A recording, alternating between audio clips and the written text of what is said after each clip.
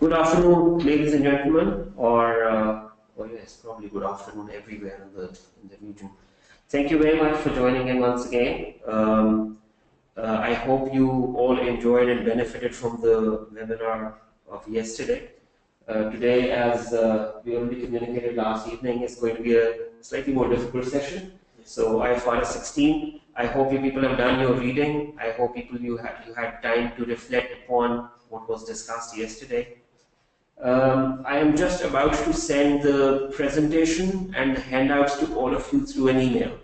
So all those who are online and all those, by the way, who have registered for the session will very shortly receive an email from my side with the presentation and the handouts that we're going to use for today's session. I think we are all set. Let's hand it over to Mr. Abu Bakr, who's right here waiting for us. Thank you very much and enjoy the session today as well.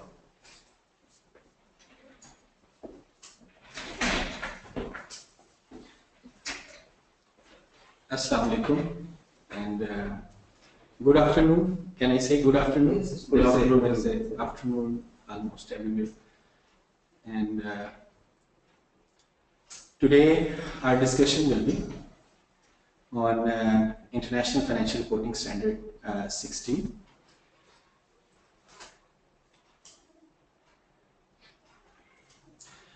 Actually, IFRS 16 Leases replaces Lease Standard International Accounting Standard 17. And ISA 17 does not truly reflects the economic reality. Companies have a lot of leases outstanding, more than $3 trillion, and only a limited amount of these leases show up on the balance sheet. All the rest so-called operating leases are not shown on the balance sheet, and at the same time they really represent our real liabilities, and therefore IFRS 16 was issued. So this standard, as I said, replaces IAS 17. What are the major changes? The first one is, the biggest one, a single accounting model. No longer involve the concept of operating and finance lease for the lessee. Second is, all leases go on the balance sheet except leases shorter than 1 year and very small items. Very small value items. So far as the lesser accounting is concerned, this is largely the same. This is the same as given in the International Accounting Standard 17. Very briefly, what are the benefits attached to this change? There are two big benefits to the market and investor. First of all, there is a better transparency and there is more insight in the liability caused by the leases. Second, there will be much better comparability between companies. For example, there are airline companies that own most of their aircraft, finance it with loan, and on the other hand, there are airliners that lease most of their fleet. In practice, they might have similar financing obligations, but in current practice, the company owns airplanes, have a lot of debt on its balance sheet, whereas the airline that leases most of its aircraft will have a clean balance sheet, and that is not a good comparison, and the new standard will create more comparability between these companies. So these are the two major benefits: transparency and comparability. Most affected companies: retail industry, airlines, shipping, and that have heavy concentration of leases. Roughly half of the companies around the world do have leases, so a lot of companies will be affected.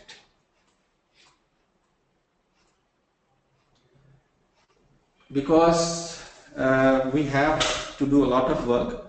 So let's start talking about the accounting treatment of lessee. Lessee will now recognize the right of use as an asset against the lease liability. What was happening previously, if I just remind you from our yesterday discussion, what we were doing,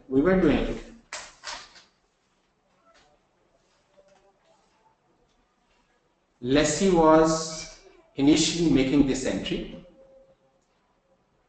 property, plant and equipment or leased asset debit,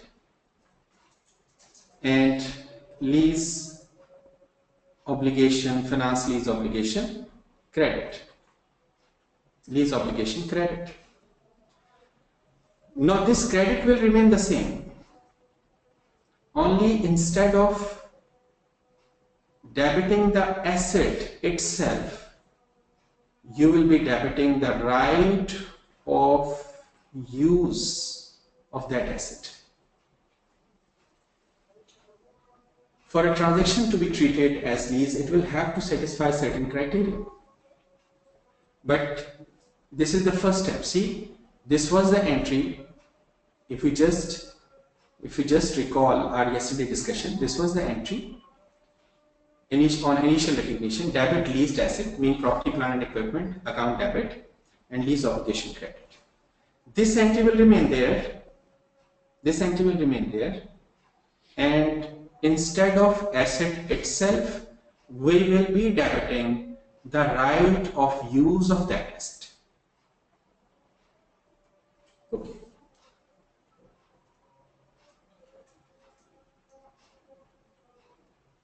So this standard will be applicable from 1st January 2019. Contents. First we will discuss very briefly scope. Then we will discuss in length accounting for lessee, accounting for lessor, and sale and leaseback transactions. Scope.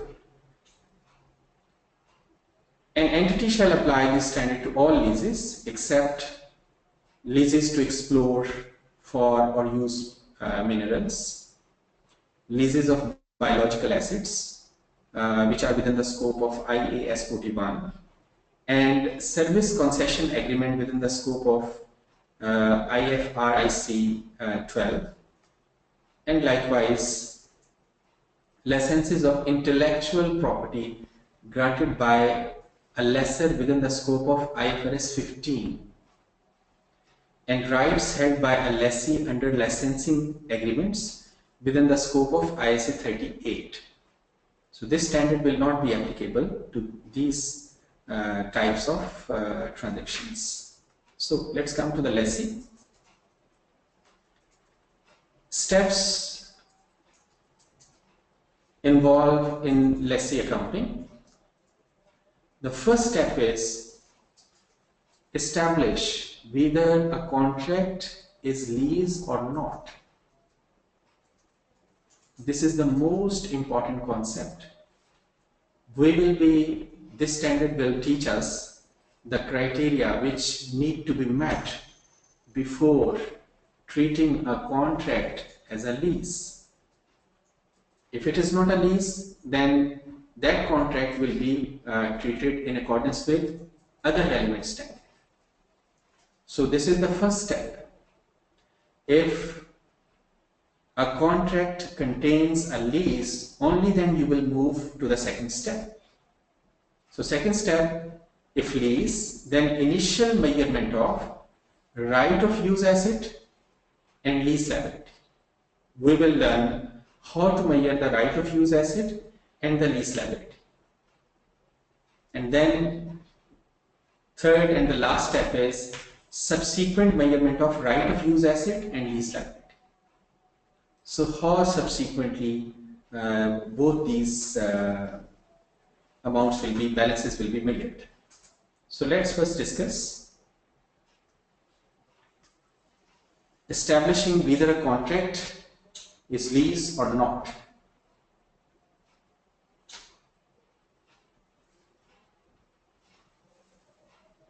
So the step number 1, a contract or contains a lease if there is an identified asset. There is an identified asset. This is number 1. Second, the customer have the right to obtain substantially all of the economic benefits. This is number 2. And the customer have the right to direct the use of that asset during the lease term, during the period of the contract. So if all these 3 conditions are satisfied, only then we can say that the contract contains a lease. So have we emailed them examples? Okay. So let's understand this concept with the help of example.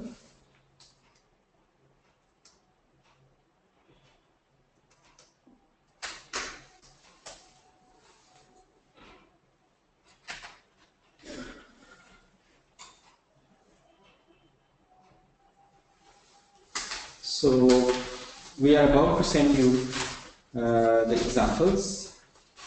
So when you receive that example, so this example will be example number 6. Example number 6.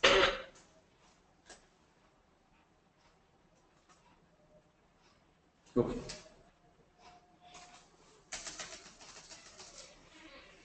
Example number 6. A customer enters into a contract with a ship owner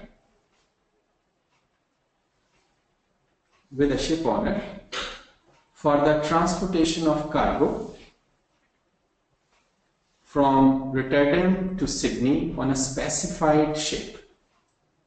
The ship is explicitly specified in the contract, and supplier does not have the substitution rights. The cargo will occupy substantially all of the capacity of the ship. The contract specifies the cargo to be transported on the ship and the dates of pickup and delivery. Supplier operates and maintains the ship and is responsible for the safe passage of the cargo on board the ship. Customer is prohibited from hiring another operator for the ship or operating the ship itself during the term of the contract. So the question is, does the contract contain a lease? So let's go back to our slide. See, there is an identified contract. This is explicitly identified in the contract. This is explicitly identified in the contract. Further,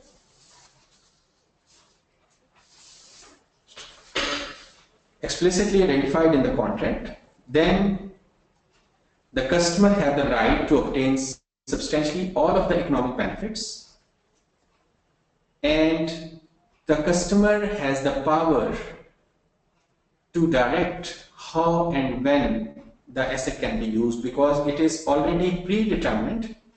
It is already predetermined in the contract. Predetermined in the contract. Because all conditions are being met. So this contract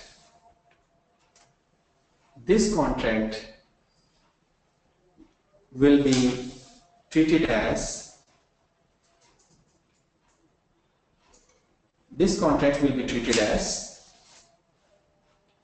See, if we just identify over here, the ship is explicitly specified in the contract. This is number one. Okay. Customer can get the benefit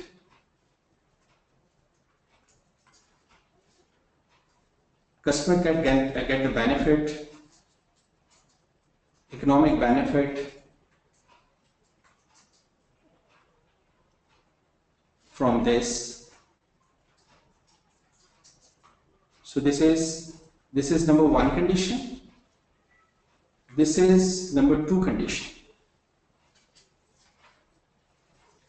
The third condition, which is, does the customer control the asset? So the answer to this question is no. Why? Because customer does not have the right to control the use of the ship, because it does not have the right to direct its use. Customer does not have the right to direct how and for what purpose the ship is used, and how and for what purpose the ship will be used is predetermined in the contract. Customer has no right to change how and for what purpose the ship is used during the period of use. So this means one condition is satisfied, that there is an identified asset. Second condition, of course, by this transaction, customer will obtain the economic benefit. But the third one, that the customer does not control the use of this asset, because the third one is not being satisfied.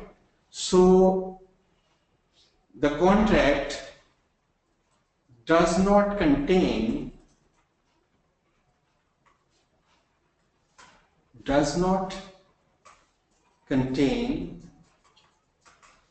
a lease.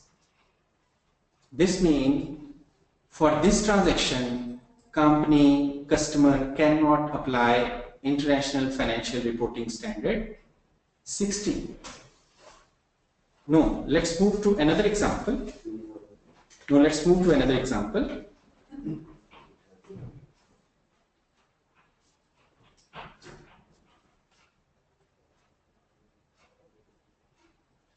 Another example is, for the same asset,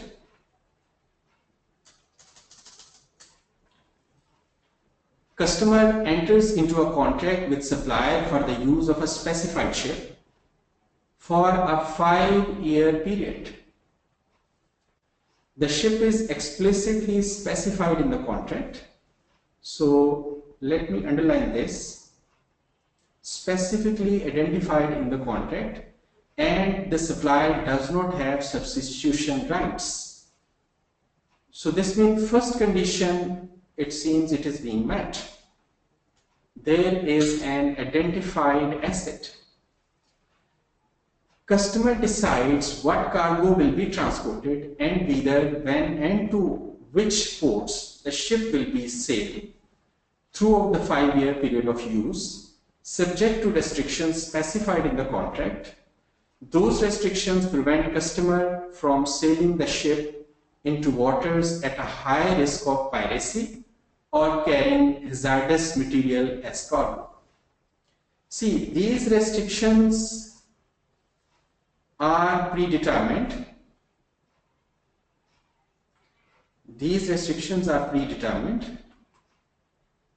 And these does not affect the right of the customer to control the use of the asset. So apparently it seems second condition is being met. Supplier operates and maintains the ship and is responsible for the safe passage of the cargo on board the ship. Customer is prohibited from hiring another operator for the ship of the contract or operating the ship itself during the term of the contract. See, now let's analyze this situation one by one. In this situation, the customer has the right to control the use of the ship through the 5-year period. See, One condition is already being met. Okay, there is an identified asset. This identified unidentified asset. This is being met. This is explicitly specified in this information.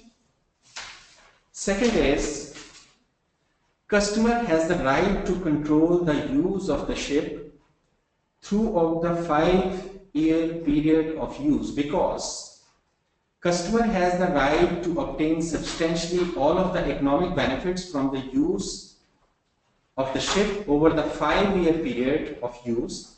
Customer has exclusive use of the ship throughout the period of use.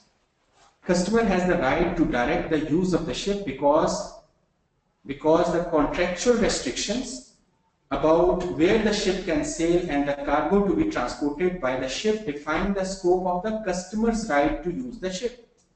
So this is basically a definition of the customer right to use the ship. But within this right, within the scope of its rights of use, customer makes the relevant decision about how and for what purpose the ship is used throughout the 5-year period of use, because it decides whether, where and when the ship sails, as well as the cargo it will transport. Customer has the right to change these conditions throughout the 5-year period of use. So the main thing is scope of its right of use. Whatever is the scope of its right of use, within that scope, customer has the control to get benefit from this ship. So that's why this contract will be a lease contract. This contract will be a lease contract. Any question, please? If there is any question, please. Yes, there are. Many questions? No, 2 questions. Okay. Munir Malik has asked how IFRS 16 is going to affect oil and gas industry, whether they have development and production lease from government. How will it affect if oil and gas company has a lot of operating leases? So this will definitely affect them. Okay. But it depends on the extent of the operating leases. Munir Malik himself is the CFO of a large oil and gas company. Right. So that's, I think our question was therefore relevant to this sector. Yes. Next is Mohammed Mansoor Khan, our friend from yesterday, and he's asking. Mansoor, welcome. Yeah, Mansoor, I hope this time you know, sensible question. How this right of use of asset will appear on the face of balance sheet? Do we have to mention it separately under the heading of PPE in the non-current asset section or face of balance sheet? So Mansoor, I would request, let's go step by step. So this is your question related to incoming material. This question relates to incoming material, not related to the current materials. Please elaborate. Maybe it is automatically answered. I think a lot of people are asking if they're going to receive the handouts. The handouts and presentation have already been emailed to all of you. You should be able to see it in a little bit. Secondly, the recording for yesterday's webinar is also going to be uploaded very soon. So let me just do these things as the session goes on. Also, the solutions for yesterday's lab will also be emailed in a bit. All right. Fatih is asking, is it applied to photocopy machines? Question mark. This will be answered very shortly. Okay. Muhammad Musa is asking how it is going to affect comparability if IFRS 17 comes into place. So hopefully this will also be answered. But if any question related to these 2 examples, which I used to explain this basic principle, so that will be welcome. So the rest of the question. Let me. There's one more question and then we can move on. Mohammed Bakir is asking, I'm a bit confused. What about the usage of asset being directed as part of the service contract to control quality of finished product? Like in our case, we give machines and use subcontractors to provide finished material. These people give machine to the subcontractor? Bakir, you'll have to elaborate your question. Yes. All right, there are more questions coming in now. Maz bin Riaz has asked a question. Mr. Arun, I think we should move forward. There are more examples. Okay. Some of the questions will be automatically addressed. So we are right at the very beginning. Okay, one question from Maz, if you find it relevant, kindly explain substitution rights, please. Of course, and we will do that. Yes, okay, thank you very much. Okay. I think next question answer break we take after half an hour. Okay. So we'll have such okay. So let's discuss these three things in turn. Three things: identified asset, what does it mean in different situations, and most importantly, the customer right to direct the use. So this is not very difficult to establish whether the customer can obtain substantially all of the economic benefits. It is relatively straightforward, but we will be focusing on these two concepts in turn. First of all, an identified asset. Yes means the situation which will be appearing in front of yes. These are those situations in which there will be an identified asset. The first one, if it is explicitly identified in the contract, if that asset which will be leased, or you want to treat it as a lease, so that should be explicitly identified in the contract. Second, or implicitly specified at the time the asset is made available, or portion of asset if you are entering into a contract for a portion of the asset, then that portion must be physically distinct. For example, floor of a building, that is physically distinct. But in a data cable, if you are contracting for a portion of that data cable, that will not be an identified asset because it is not possible to physically differentiate. No, there will not identified asset when the supplier has the substantive right to substitute the asset. The supplier has the substantive right to substitute the asset. So let's discuss these concepts with the help of a few examples. I hope now they have received the examples. I'm sure.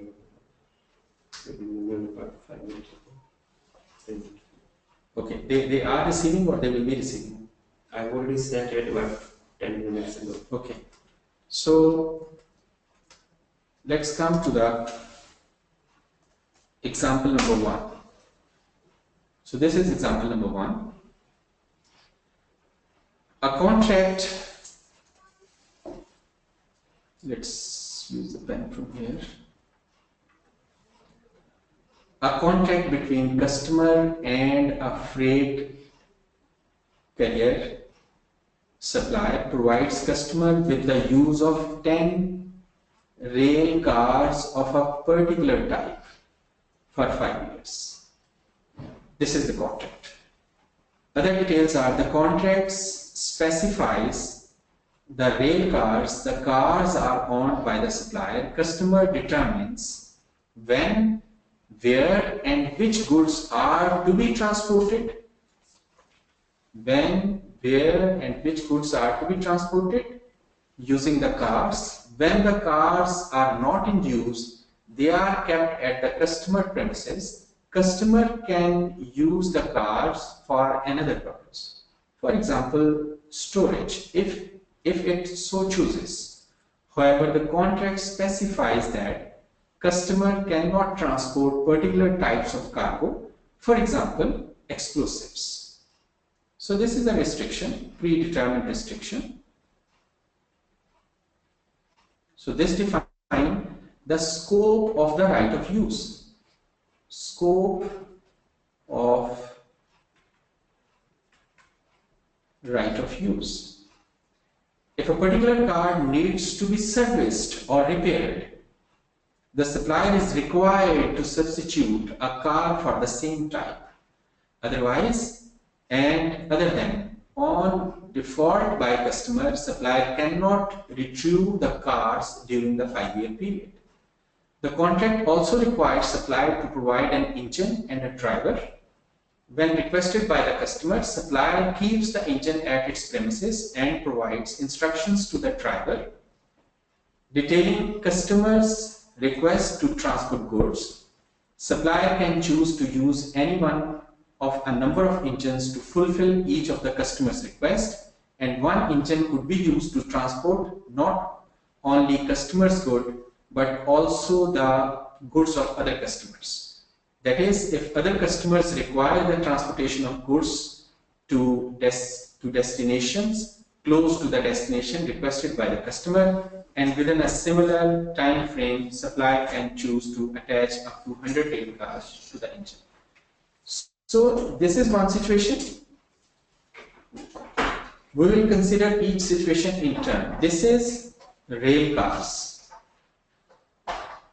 10 rail cars. And this is related to the engine. This is related to the engine.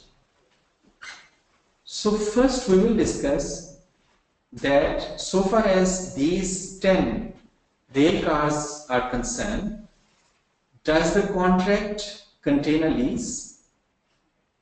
Okay. So we will discuss this situation one by one.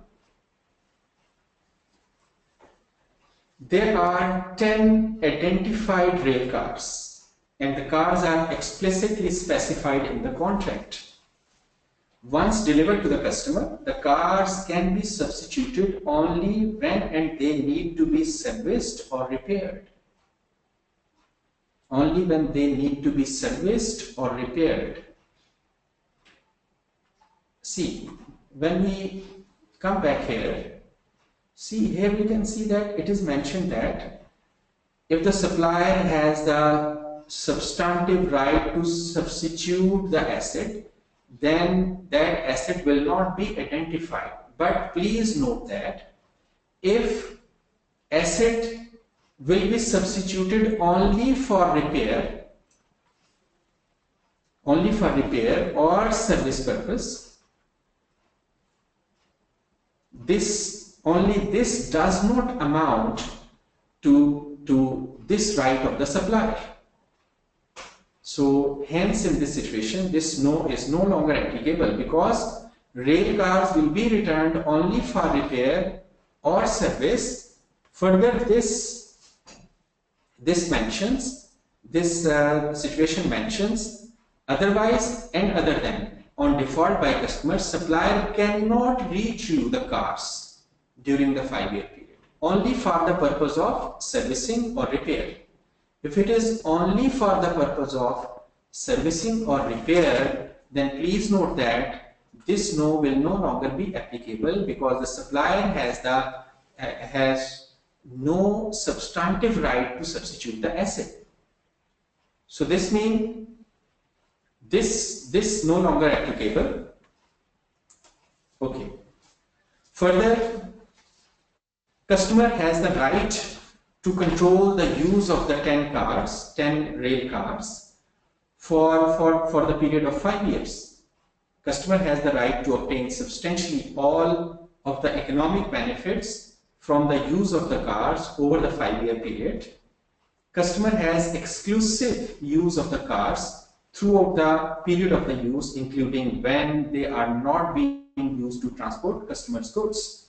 Customer has the right to direct the use of the cars. The contractual restrictions on the cargo that can be transported by the cars are protective rights of supplier and define the scope of the customer right to use the car. So this is basically a definition of the customer right to use the car. But within that right of use, customer is free to transport whatever material, or if he doesn't want to transport, or if these rail cars are free, he can store whatever material he wants. So within the scope of these restrictions, this will be termed as protective rights of the supplier. So this means customer has the right to control the use of the 10 rail cars. So second condition is being met. Of course, customer can obtain substantially all the economic benefits attached with the use of these cars. So this means all three conditions are being met. So this contract contains a lease so far as 10 rail cars are concerned.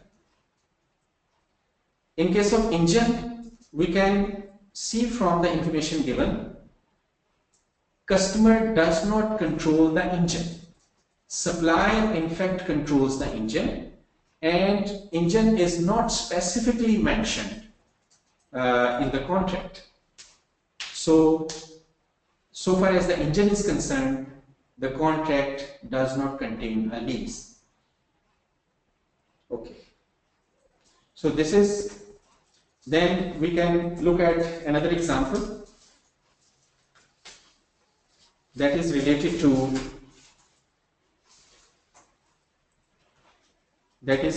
to portion of asset physically distinct. Portion of asset. One example which I gave you earlier, that was floor of a building, because floor of a building is physically distinct. So if other conditions are being met, so that will be treated as a lease contract. So let's have a look at another example. Fiber optic cable. Fiber optic cable. Customer enters into a 15-year contract with a utilities company for the right to use three specified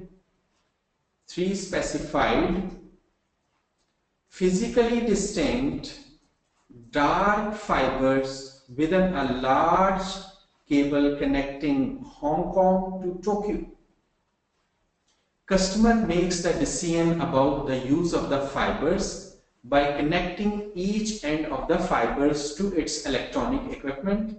Customer lights the fibers and decide what data and how much data those fibers will transport. If the fibers are damaged, supplier is responsible for the repairs and maintenance.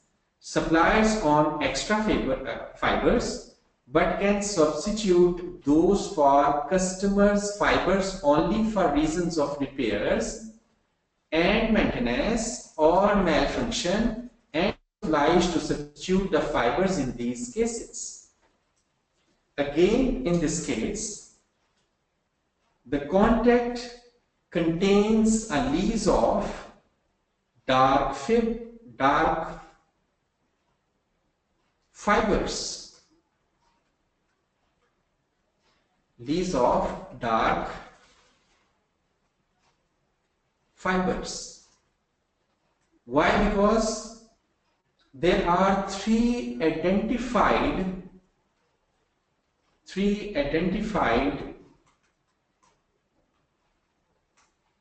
fibers. This is the first condition. Further, customer has the right to control the use of the fibers throughout the 15-year period of use, because customer has the right to obtain substantially all of the economic benefits from the use of the fibers over the 15-year period of use. Customer has exclusive use of the fibers throughout the period of use. Customer has the right to direct the use of the fibers. Customer makes the relevant decision about how and for what purpose the fibers are used by deciding when and whether to light the fibers and when and how much output the fibers will produce. That is, what data and how much data those fibers will transport. Customer has the right to change these decisions during the 15-year period of use. Although supplier decisions about repairing and maintaining the fibers are essential to their efficient use, those decisions do not give supplier the right to direct how and for what purpose the fibers are used. Consequently, supplier does not control the use of the fibers during the period of use. Instead, customer has the right to control the use of the fibers throughout the 15-year period of use. Hence, this is a lease contract of dark fibers. Let's have a look at another example. Another example is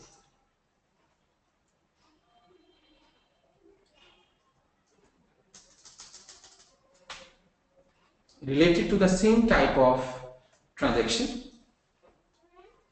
Customer enters into a 15-year contract with the supplier for the right to use a specified amount of capacity within a cable connecting Hong Kong to Tokyo. The specified amount is equivalent to the customer having the use of the full capacity of 3 fiber strands within the cable. The cable contains 15 fibers within the similar capacity. Supplier makes decision about the transportation of data. That is, supplier lights the fiber, makes decision about which fibers are used to transmit customers' traffic, and makes decision about the electronic equipment that supplier owns and connects to the fibers. Again, the question is, does the contract contain a lease? I am giving this example to you people to evaluate whether the contract contains a lease or not. The answer could be either yes or the answer could be either no, so that I could evaluate most of you are with me, or I need to discuss it in a more elaborated way. This is a small poll. Please read this situation and answer either yes or no.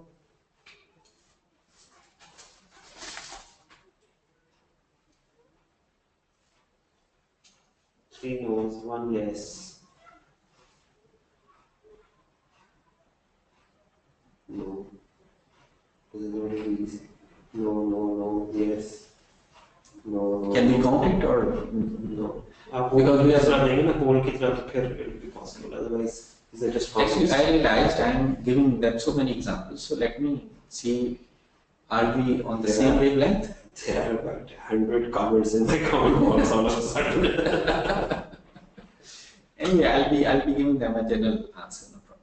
Majority are saying no. Okay. There are few who are saying yes. Okay. So this is good. I'm happy that majority is with me. So the answer is basically no. Why? Because let me explain specifically to those people who answered it yes. See, supplier makes all decisions about the transmission of its customer's data, which requires the use of only a portion of the capacity of the cable for each customer. The capacity portion that will be provided to customer is not physically distinct from the remaining capacity of the cable. This one thing, and does not represent substantially all of the capacity of the cable. Consequently, customer does not have the right to use an identified asset. See, what was the objectionable point? That only a portion is being used, and this is not physically distinct. Actually, this was the decision point, because a portion of the asset is being used which is not physically distinct. So that's why the contract does not contain a lease. So the people who answered it as no, they are correct. And who answered it as yes, please note that this is not physically distinct. Okay, now move further. Let me convert it to the arrow. So this was the no. Remember one thing. When you want to evaluate whether the supplier has the substantive right to substitute the asset or not. Okay, is there any question? One brief question, Munir, but is just asked, what is meant by physically distinct? Like a floor of a building, if you have entered into an agreement for a floor of building, so this floor of building is a physically distinct. Even when within this cable, if you are making an agreement substantially for substantially all of the capacity, even then this will be considered as physically distinct. But if you are only entering into a contract for a portion, so especially in case of fiber optics, that will not be treated as a physically distinct.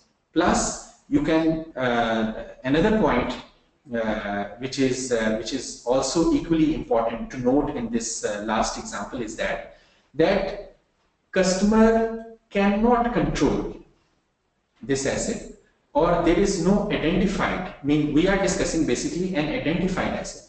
So standard says it is only identified asset if it is physically distinct. So this criteria is not being met. I was again asking, in case of mining minerals, in case of mining minerals under the ground are physically distinct or not? See, if you are making a contract substantially for whole of the mine, then this is a physically distinct. If you are making a contract only for a portion of that mine, that may not, yes, but this is conditional.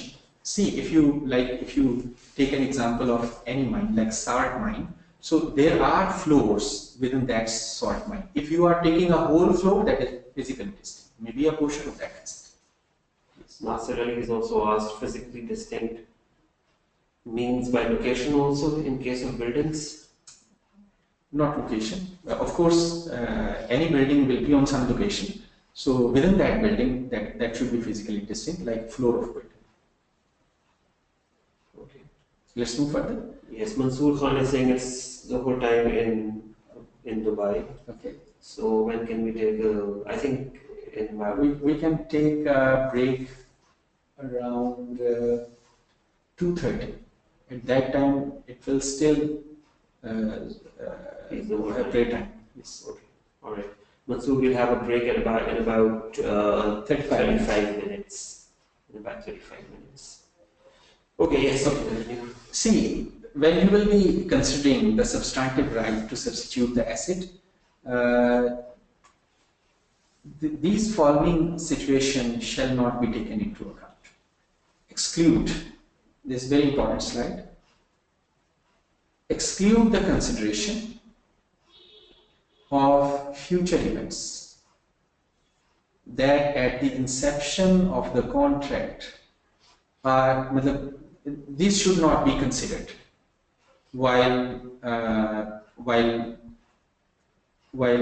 considering this aspect. An agreement by a future customer to pay an above market rate for use of the asset. Number 2, the introduction of new technology that is not substantially developed at the inception of the contract. A substantial difference between the customer use of the asset or the performance of the asset and the use or performance considered likely at the inception of the contract. A substantial difference between the market price of the asset during the period of the use and the market price considered likely at the inception of the contract. So these are a few examples given by the standard that don't consider them, don't consider them likely. So without considering them, decide keeping in view the facts and the circumstances at inception. So it is not a very easy concept to absorb. So I'll try to give you an example on this so that okay. Go to the example number 4. Example number 4. Illustration 4. Example number 4. Example number 4. Okay, retail unit. Example number 4 is retail unit. See, customer enters into a contract with a property owner to use retail unit A for a 5-year period. Retail unit A is a part of a larger retail space with many retail units. Customer is granted the right to use the retail unit A. Supplier can require customer to relocate to another retail unit. In that case, supplier is required to provide customer with a retail unit of similar quality and specification to retail unit A and to pay for the customer's relocation costs. Supplier would benefit economically from relocating customer only if a major new tenant were to decide to occupy a large amount of retail space at a rate sufficiently favorable to cover the cost of relocating customer and other tenants in the retail space. However, although it is possible that those circumstances will arise at the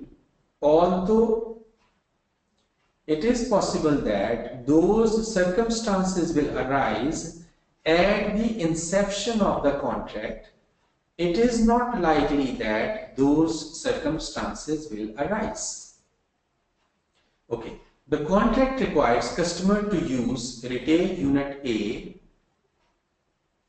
to operate its well-known store brand to sell its goods during the hours that the larger retail space is open. Customer makes all of the decisions about the use of the retail unit during the period of use. For example, customer decides on the mix of the goods sold from the unit, the pricing of the goods sold, and the quantities of inventory held. Customer also controls physical access to the unit throughout the 5-year period of use. The contract requires customer to make fixed payment to supplier as well as variable payments that are a percentage of the sales from retail unit A. Supplier provides cleaning and security services as well as advertising services as part of the contract. Here we need to decide, does the contract contain a lease?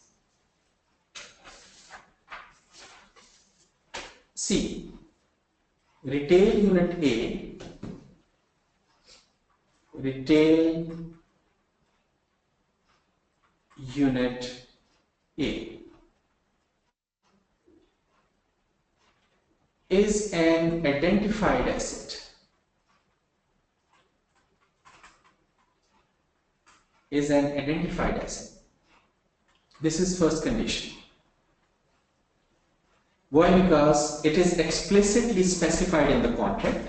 Supplier has the practical ability to substitute the retail unit but could benefit economically from substitution only in specific circumstances. Supplier substitution right is not substantive because at the inception of the contract, those circumstances are not considered likely to arise.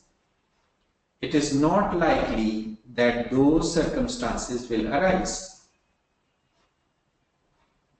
So you will not consider them in deciding whether the supplier has the substitution rights or not. So this asset is separately identified. This is number one. Number two, customer has the right to control the use of retail unit A throughout the 5-year period of use because, number one, customer has the right to obtain substantially all of the economic benefits from the use of retail unit A over the 5-year period of use. Customer has exclusive use of retail unit A throughout the period of use, although a portion of cash flows derived from sale from retail unit A will flow from customer to supplier. For the right to use the retail unit, it does not prevent customer from having the right to obtain substantially all of the economic benefits from the retail unit A. Number one. Number two, customer has the right to direct the use of the retail unit A because the contractual restrictions on the goods that can be sold from retail unit A and when retail unit A is open define the scope of the customer's right to use the retail unit. So these restrictions are basically define the scope of right of use. So within this scope, customer has the right to control the use of the retail unit A throughout the period. So as a result, the contract contains a lease of retail space. So let's come back and move further. Right to obtain economic benefit. Right to obtain economic benefit.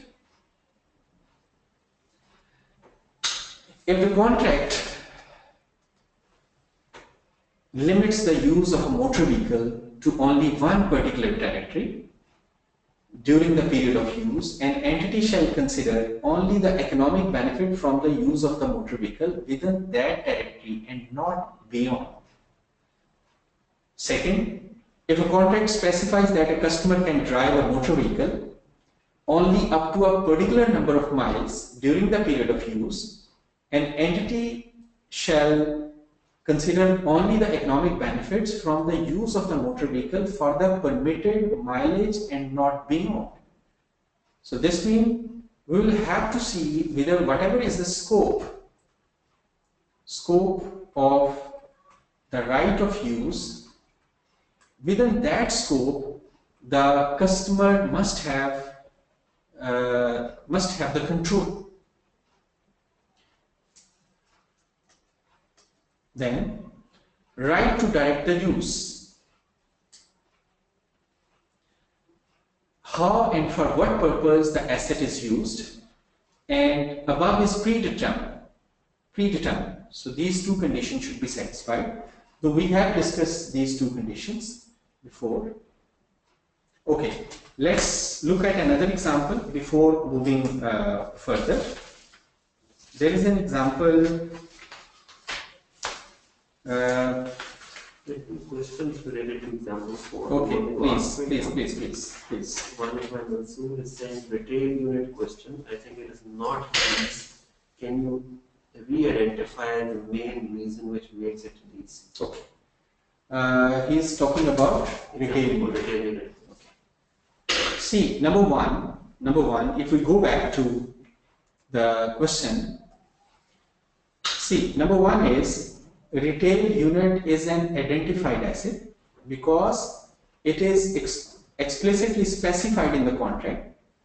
Supplier has the practical ability to substitute the retail unit but could benefit economically from substitution only in specific circumstances. Only in specific circumstances, supplier substitution right is not substantive because at the inception of the contract, those circumstances are not considered likely to arise. If we remove this sentence, then you are right. But as a result of this sentence, substantive substitution right of supplier is not being established. So as a result, this is a lease contract. Is it clear, or do I need to clarify it further? Muhammad Bakir is also asking, saying, can you explain the detailed example in detail? I'm very confused with where rental arrangement ends and where lease starts. Rental arrangements? Sorry, what does it mean, rental? Can you explain the retail unit example in detail, which is the same retail unit? Okay, where the rental ends and lease starts. See, this is basically, please remember, we need to consider only the criteria given in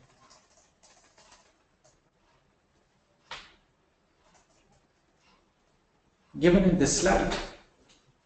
This slide says that a contract is or contains a lease if there is an identified asset, the customer have the right to obtain substantially all of the economic benefits, and the customer have the right to direct the use. See, if we discuss this criteria one by one, so you can very clearly see that it is explicitly specified in the contract that about retail unit A. One is clear? Please tell me with your response, specifically those colleagues. Okay. Okay. So there is an identified contract because it is explicitly specified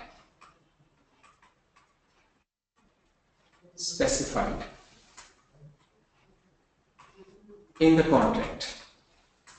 This is number one condition, because retail unit A is specifically specified in the contract. Now, one restriction to this is, does the supplier has substantive substitution right? This is the question. See, that right is only in specific circumstances. That right is only in specific circumstances, and it is not likely that those circumstances will arise. I hope you people gathered what I want to convey you, that it is clearly mentioned in the question. So that's why this asset is explicitly identified. Rest of the conditions are being met because within the scope of the right of the use, customer has the control to direct how and for what purpose retail space will be utilized. Like here it is mentioned that the customer makes all the decision about the use of the retail unit during the period of the use. For example, customer decide on the mix of the goods sold from the unit, the pricing of the goods sold, and the quantities of the inventory held. Customer also control the physical access to the unit throughout the 5-year period of the use. So rest of the two conditions are quite obvious. And so far as this is an identified asset, only one restriction that supplier might have substantial substitution rights. But as a result of this sentence, he does not have substantial substitution right. I hope it should be clear. Yeah, 2 or 3 more questions about example 4. Okay, no problem. And when do we take a question answer break? Because there are no questions piling up. We have already started taking question answers. Why? Because we cannot move unless it is clear. Okay, alright. So after these 3 questions, I will just go back a bit. Okay, And the questions that were asked, I'll go one by one. Please. Okay, Kashif Rashid is asking, so in example 4, supplier can relocate the customer. How this affects in determining if the contract is a lease or not? Kindly explain. Sorry, again? In example 4, supplier can relocate the customer. Okay. How this affects in determining whether the contract is a lease or not? See, this relocation right represents, or this gives you the idea supplier might have substitution right. In fact, you are talking about the substitution right. Does the supplier have substitution right? In order to answer this question, just look at the detail. Because, see, 2-3 things are specifically mentioned in the question. One is, if supplier wants to substitute the asset, but it will not be beneficial for the supplier to substitute the asset, then this will be considered that supplier does not have this substitution right. Here, because it is not likely that those circumstances will arise, that also it is possible that those circumstances will arise at the inception of the contract. It is not likely. So that's why we are not considering those circumstances which will result in the substitution of this retail unit A. So I hope it should be clear, because I repeated it 3 times, the same point. Right, okay. Ali Usama is asking, please give example of asset implicitly specified if time asset is made. I will see if I have, because there are many examples, I will see if I could give some example. Amit Sharma is asking, what if the specific circumstance materializes later on? No, the decision about the lease will be at the date of inception. So far as subsequent circumstances are concerned, we will be discussing in a while. Okay. Tausif Ahmed Raja is asking, if substitute is provided for repairs only, then asset is considered lease. For example, lease of vehicles for 5 years and substitute vehicle is given only for repairs. He's right. Okay. Now these were the 4-5 questions. Okay. Let's move further.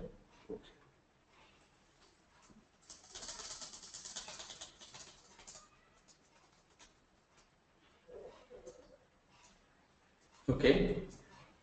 So this was the first step where we learned that first of all we need to establish whether a contract is or contains a lease. So now this is second step. Provided we have established, we reached to a conclusion that a particular contract is a lease, then how will we treat this lease? So as we discussed right at the start of our session, that on initial measurement we normally do credit and debit, like credit lease obligation, and debit right of use asset instead of asset itself, because we are obtaining the right of use. So instead of debiting asset itself, we will be debiting an asset termed as right of use asset.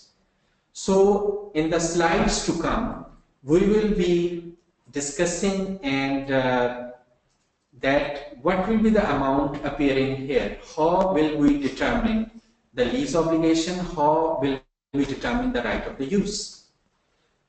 There are still a lot of questions to be answered. Okay, if you go quickly for 5 minutes. So there are about 15, 16 questions and then 3 questions to be answered. Can we have 15?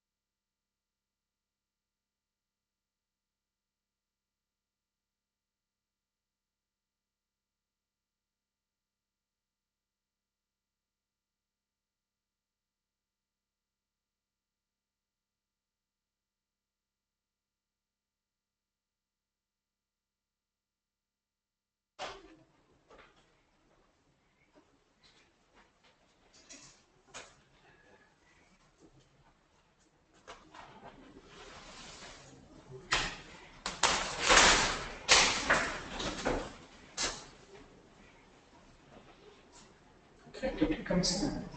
Issue required. Because they want to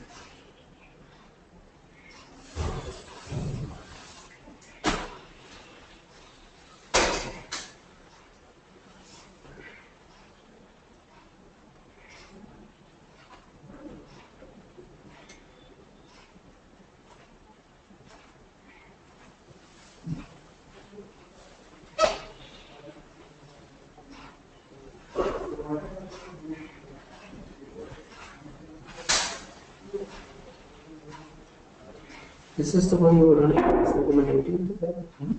Segment 19 kilometre था. हाँ जी. Question मुझे याद है.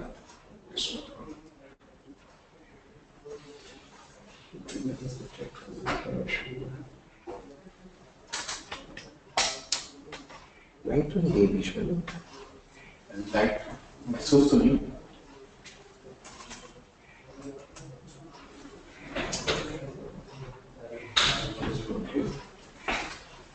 Yes, sir, that's right. Let me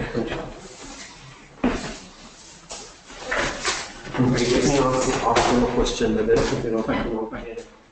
After question, we can take a break. Okay. Because they need to say Zuhur prayer, I think. Yeah. All right, ladies and gentlemen, sorry for this little issue. We've just restarted our presenter system. Can you please confirm if all of you can hear us and see us again? And you can see the screen? Thank you, Munir. Thank you, Ali Wakas. Great, everyone else. Okay, great to have you back. Thank you very much.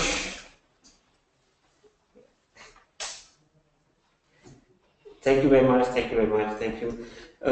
So we were asking questions, and there were a few questions that were answered, but the participants could not hear. So for their benefit, can we, those who have to go and say their Zuhur prayers, can go right now while we still answer a couple more questions. Yes, we can. So very quickly, we'll go back a bit and ask some questions. So say about 10 minutes, we're extending the question answer break, and after that we'll resume. In the meanwhile, those who want to go and say their Zuhur prayers can do so right now. Right, so the question was by Umar Hafiz Bhatt, who was asking. Yes, Umar, I don't know whether you have heard my full answer or not. Yes, please. Okay, his question was, in example 4, it mentions that customer will be operating its well-known brand. What if the supplier has required the customer to run that brand only? Okay, if even then it will be a lease if it is predetermined. And this means the scope is to run that particular brand, and the running of that within that setup, if all decisions are being made by the customer and he is free to make whatever decision he wants to make regarding the mix of the products related to that brand and utilization of the space within that space area. So that will be a lease. Okay. Muhammad Bakir had asked a question, but he's still online, but we'll still ask the question so that it stays in the recording. The question is, the arrangement is such that we give machines related to stitching, embroidery, and cutting to our subcontractors along with raw material with specified directions and quality standards that they have to maintain. Okay. As well as the restriction not to use the asset for any other vendor. Okay. Then will that be charged as asset under lease, and we will be a lessor? See, the person to whom you are providing these machines, because you are because they cannot do work on their own. For example, they cannot make products of other vendors from the machine. They will be working according to your specific requirements. So this will, you will not be a lessor. Okay. Krishna is asking, in retail unit question, if the supplier has the right to change the price, then either it will remain a lease or not. No, it will not be a lease. Okay.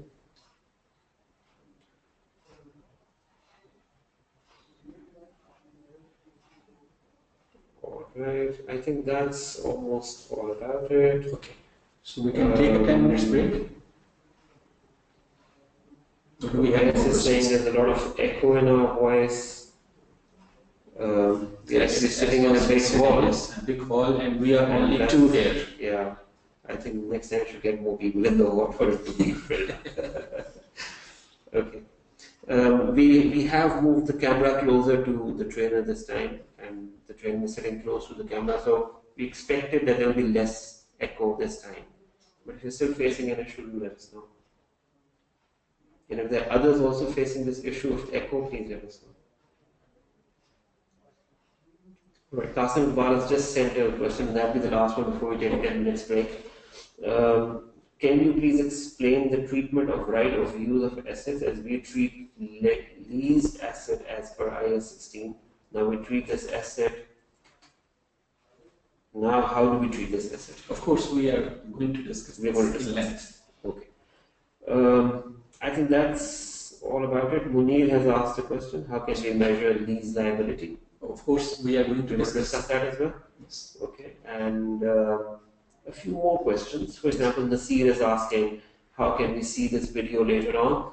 So, Nasir and all other users who want to view a recording of this video, the process is going to be that after this session has ended, a video recording will be provided to us by GoToWebinar. We will upload this on our Vimeo channel. And once that has been done, I will send out an email to all the participants with the link of that video recording. So you can go there and you can view the recording for each day.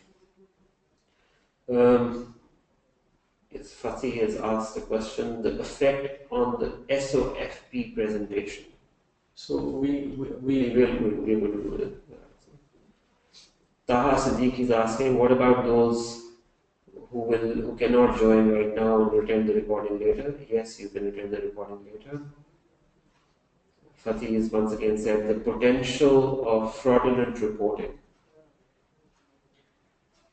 Can we look at that? potential of fraudulent reporting.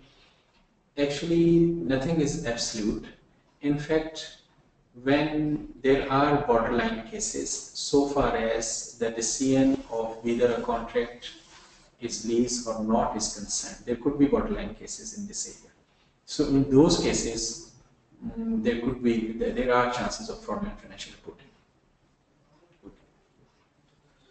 Taha has asked a question saying, I'm asking for the certificate as today is a working day, so we cannot take full-time live session. Taha, number one, you can attend the recording of the session. Number two, for the part you were live in this session, you will get a CPD certificate. I will try to email the CPD certificates to all the participants latest by Monday, which is day after tomorrow. I think now we're ready to take a 10 minutes break. So by our watch, the time is 35 past 2. We'll resume our session exactly at 45 past 2 o'clock. Okay. Thank you very much. Take a 10 minutes break.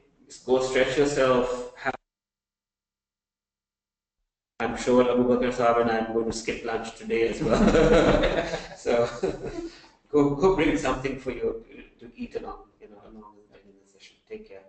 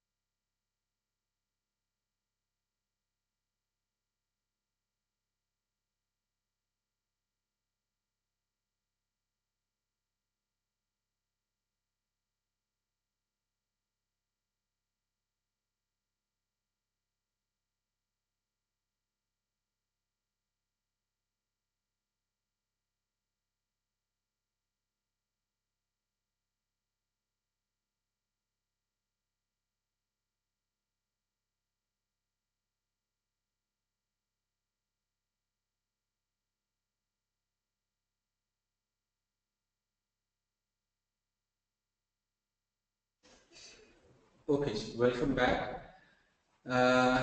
Initial measurement of right of use asset. Let me remind you that we are now going to discuss its accounting treatment. Step number 2.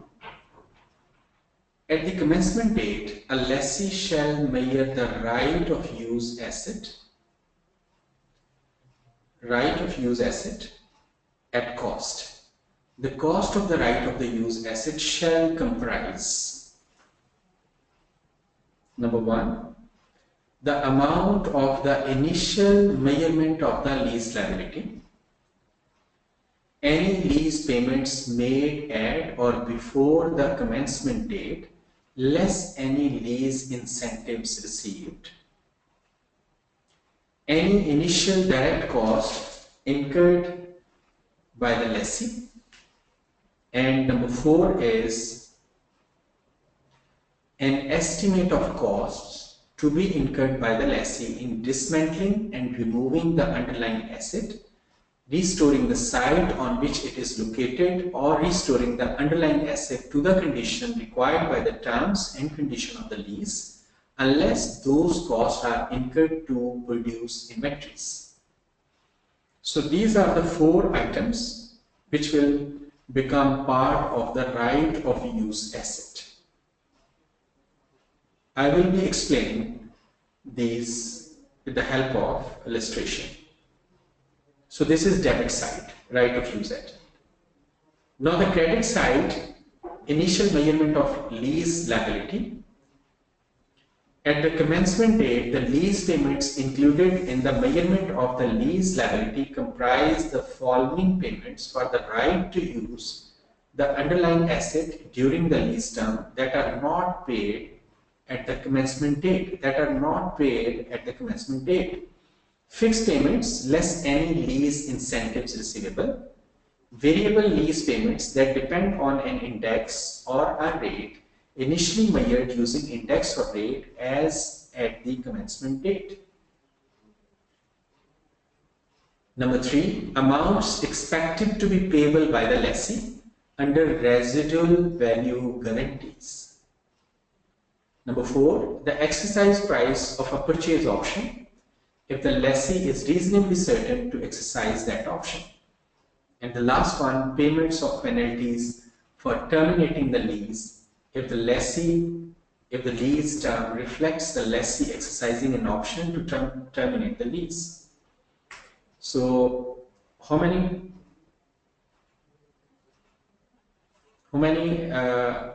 amounts need to be included?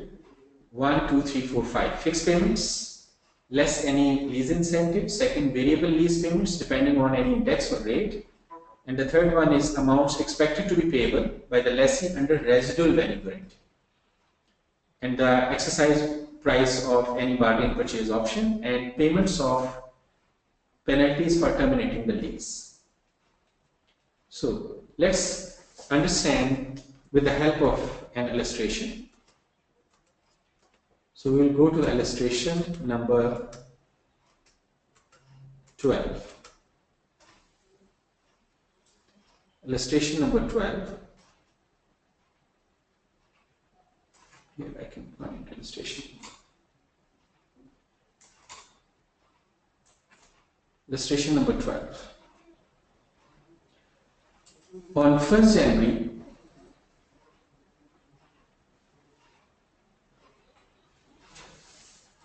on 1st January 2016, lessee enters into a 10-year lease of a building. 10-year lease of a building with an option to extend for 5 years. So this is the date of commencement. This is the date of commencement. For 10 years, this is the initial period, with an option to extend for 5 years. So this is the secondary period. Lease payments are 500,000 per year during the initial term and 550,000 per year during the optional period, all payable at the beginning of each year. To obtain the lease, lessee incurs initial direct cost of 200,000, of which 150,000 relates to a payment to a former tenant occupying that building, and 50,000 relates to the commission paid to the real estate agent that arranged the lease.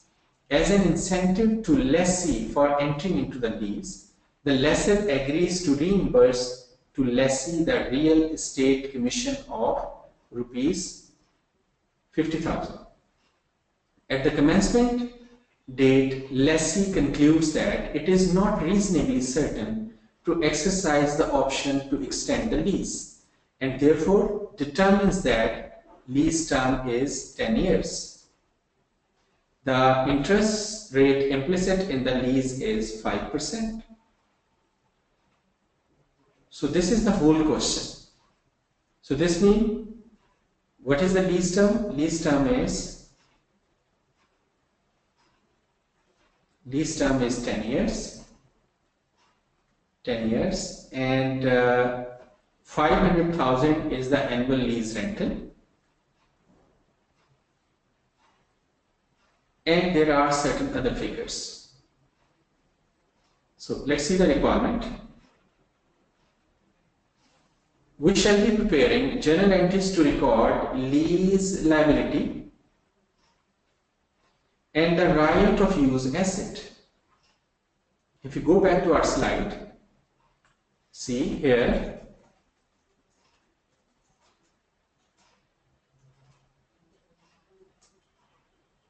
right of use asset.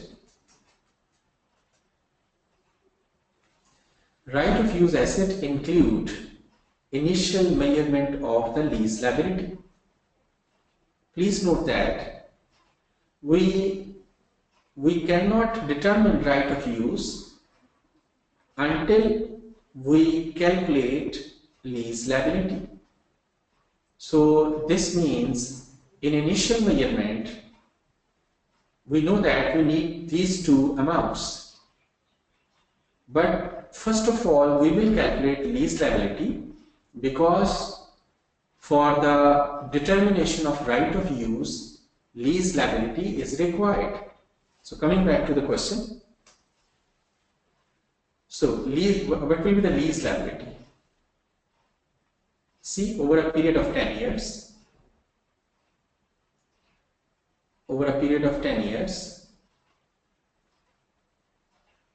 you can calculate your lease liability.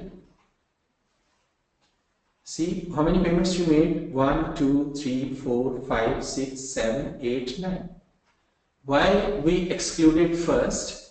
See, if we come back to the lease liability definition, we have not in fact excluded because that is already paid.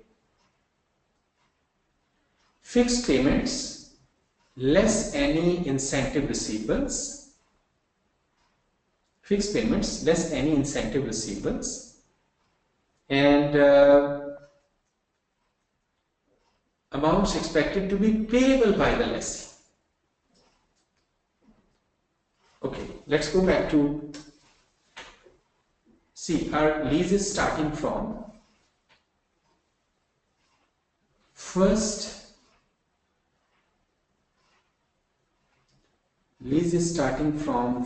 July, 1st January 2017. So we have paid 500,000 in advance at 0 time. So our liability will constitute 9 lease rentals instead of 10. So we used 5% discount factor. So this will give us lease liability of 3,553,912. We will take into account that initial 500,000 while making journal entries. So this is our lease liability after the payment of advanced installment of 500,000. So please note it, 3,553,912. I hope these calculations are quite straightforward. because this is implicit interest rate in the lease which is given in the question. So I just showed here the formula how to calculate it. You can use the table, or you can use your calculator, or you can use the annuity formula. Okay, now comes to the right of use. See, within the right of use, this is the lease liability, as we saw in our slide, that lease liability is a part of right of use asset. Then lease payment, here we are taking into account. See, if we add both, this will become the full lease, but we cannot say it lease liability.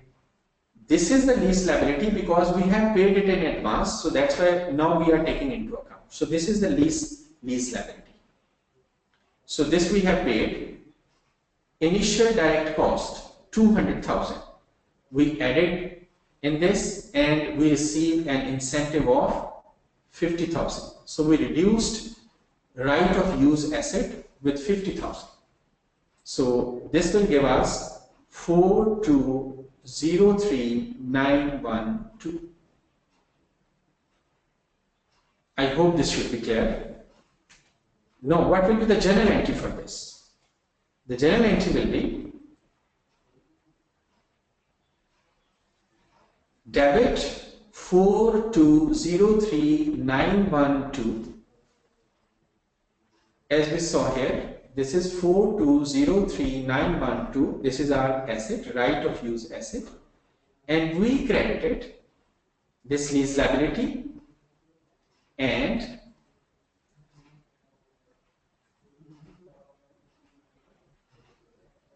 cumulative effect of these three figures.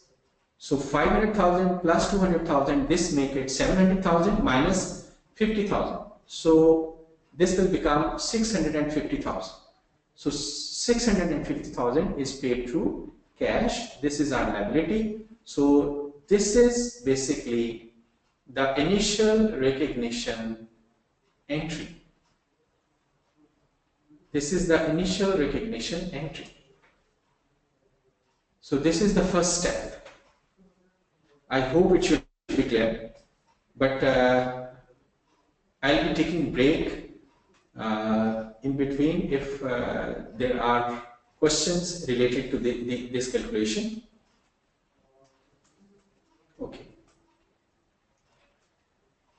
Subsequent measurement of right of use asset. Subsequent. This was the initial measurement.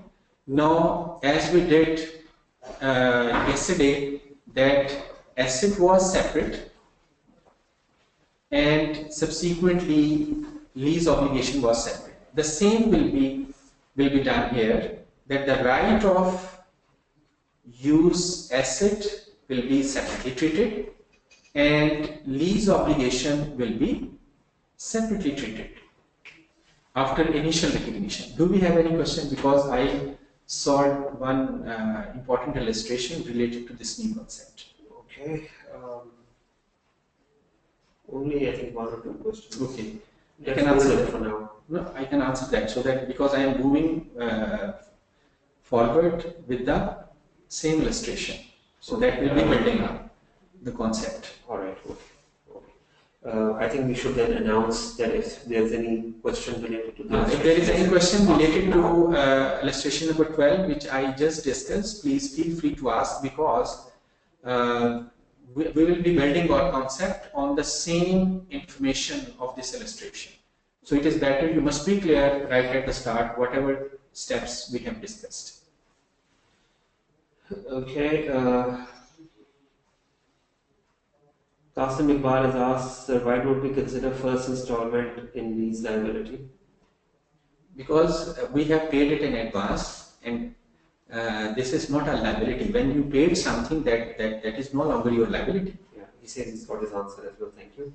Naveed Ashraf is saying kindly send solutions. So the solutions for today's examples will be sent at the end of the day today, and not right now. Yes, yes. Okay. Mohammed Bakir is saying, sorry, Maaz bin Riyaz said this is confusing, but I'm sure let's see if they have any questions from it. Bakir is saying what portion of lease liability will be charged to current liability and long-term liability? So we will discuss that. We will discuss that. We will.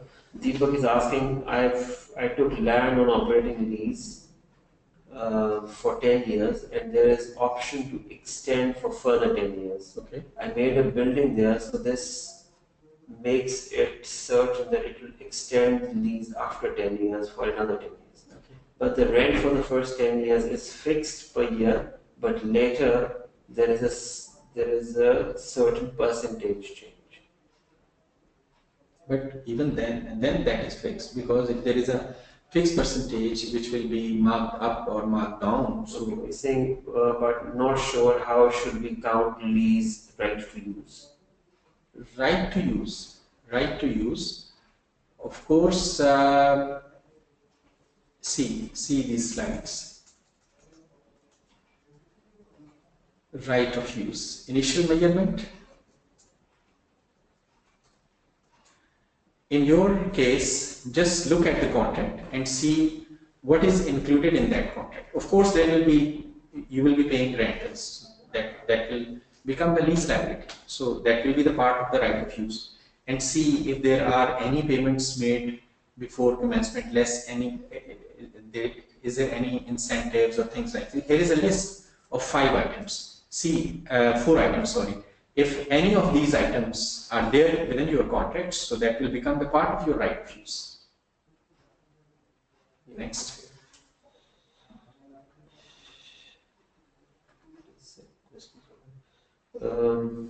Okay. Ashif Rashid is asking, how will we depreciate right of use? Right of use. We'll be discussing. We'll be discussing it. Mars bin Ral is saying, why is cash credit? Why is? Cash credit. Because we paid that amount in cash. That is not our liability. See, if you go back to the question, so you will find that this is paid in cash because this was the advance installment, and this is also paid in cash, and we received it back. This is as per the question. Okay, Mars once again is saying, can you please show the breakup? Okay, we can show, no problem. This is lease liability as we calculated here. This is lease liability. This is also a rental because this is not a liability. So we put it separately, and there are initial direct costs. This will become the part of the right of use asset. If you just recall yesterday discussion, initial direct cost was also becoming the part of the property, plant and equipment and the lease assets. The same is here. Okay. Nasser Ali is asking, is there any difference between the right of use and simple recognition of asset as per IAS 17? As per IAS 17, the requirement was to recognize the asset itself.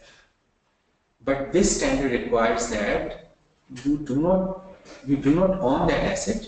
So that's why this is the right which you have to use that asset. So instead of recognizing that asset in itself, you are required to recognize the right of use asset. Okay, let's move further. Subsequently, now we move to the subsequently. What will happen subsequently? Subsequent measurement of right of use asset. Let me raise this because this will cause problem. Subsequent measurement of right of use asset.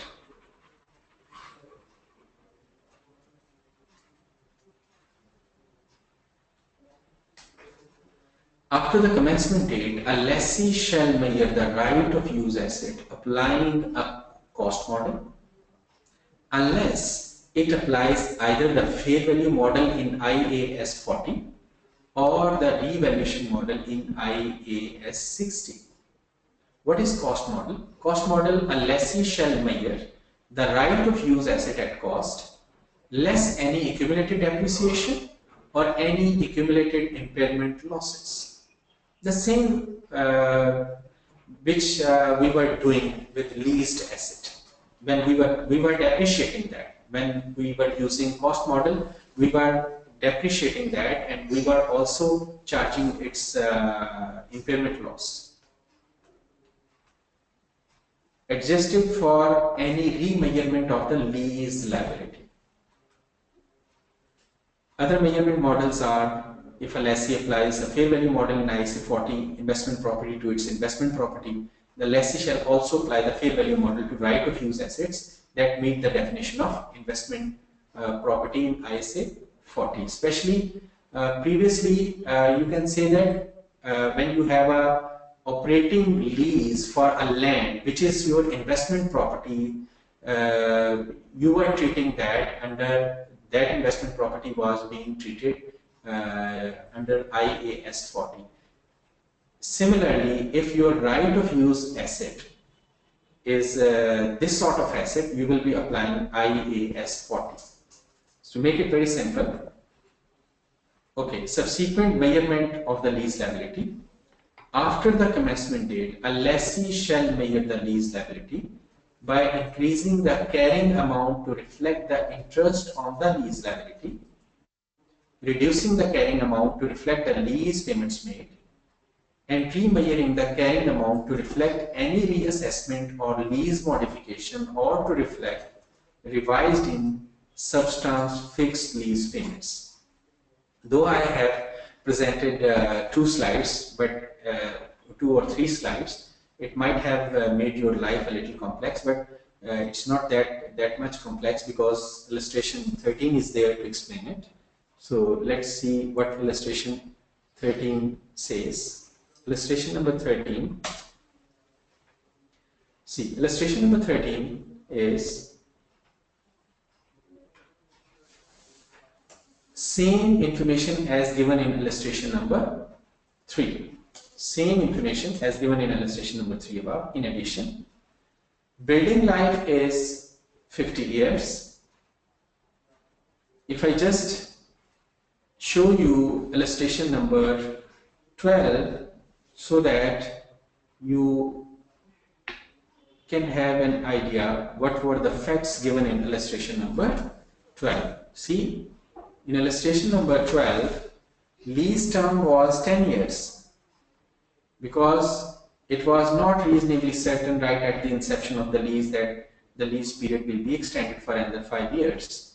So this was the lease rental for first 10 years and this was the lease rental for another 5 years. So these are the rest of the facts. Now come back to illustration number 13. Same information as given in illustration number 12, I should say 12.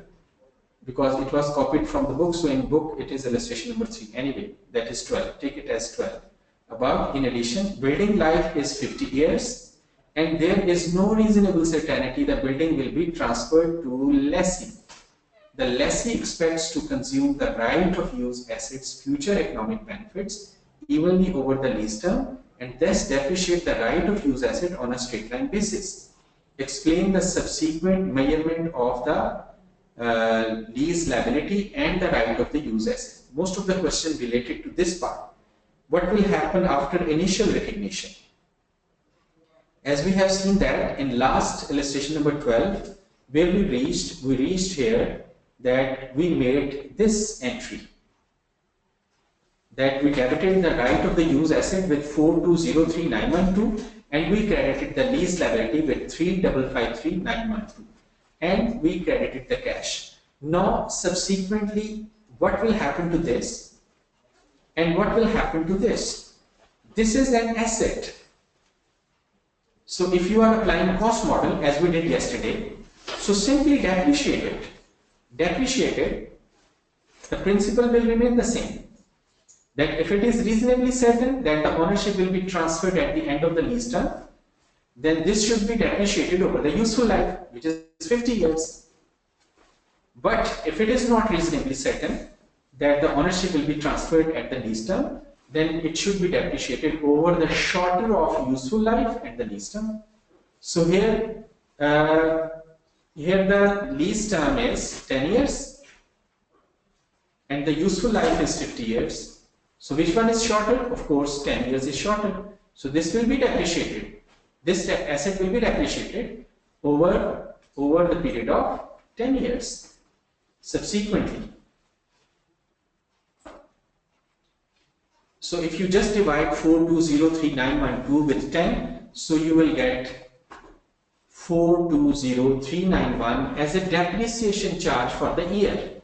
So at the end of 2016, this will be the carrying amount of the right of the use asset, which will be appearing in the balance sheet. Someone asked earlier, how will it appear in the balance sheet? So this is the answer, that this amount will appear in the balance sheet.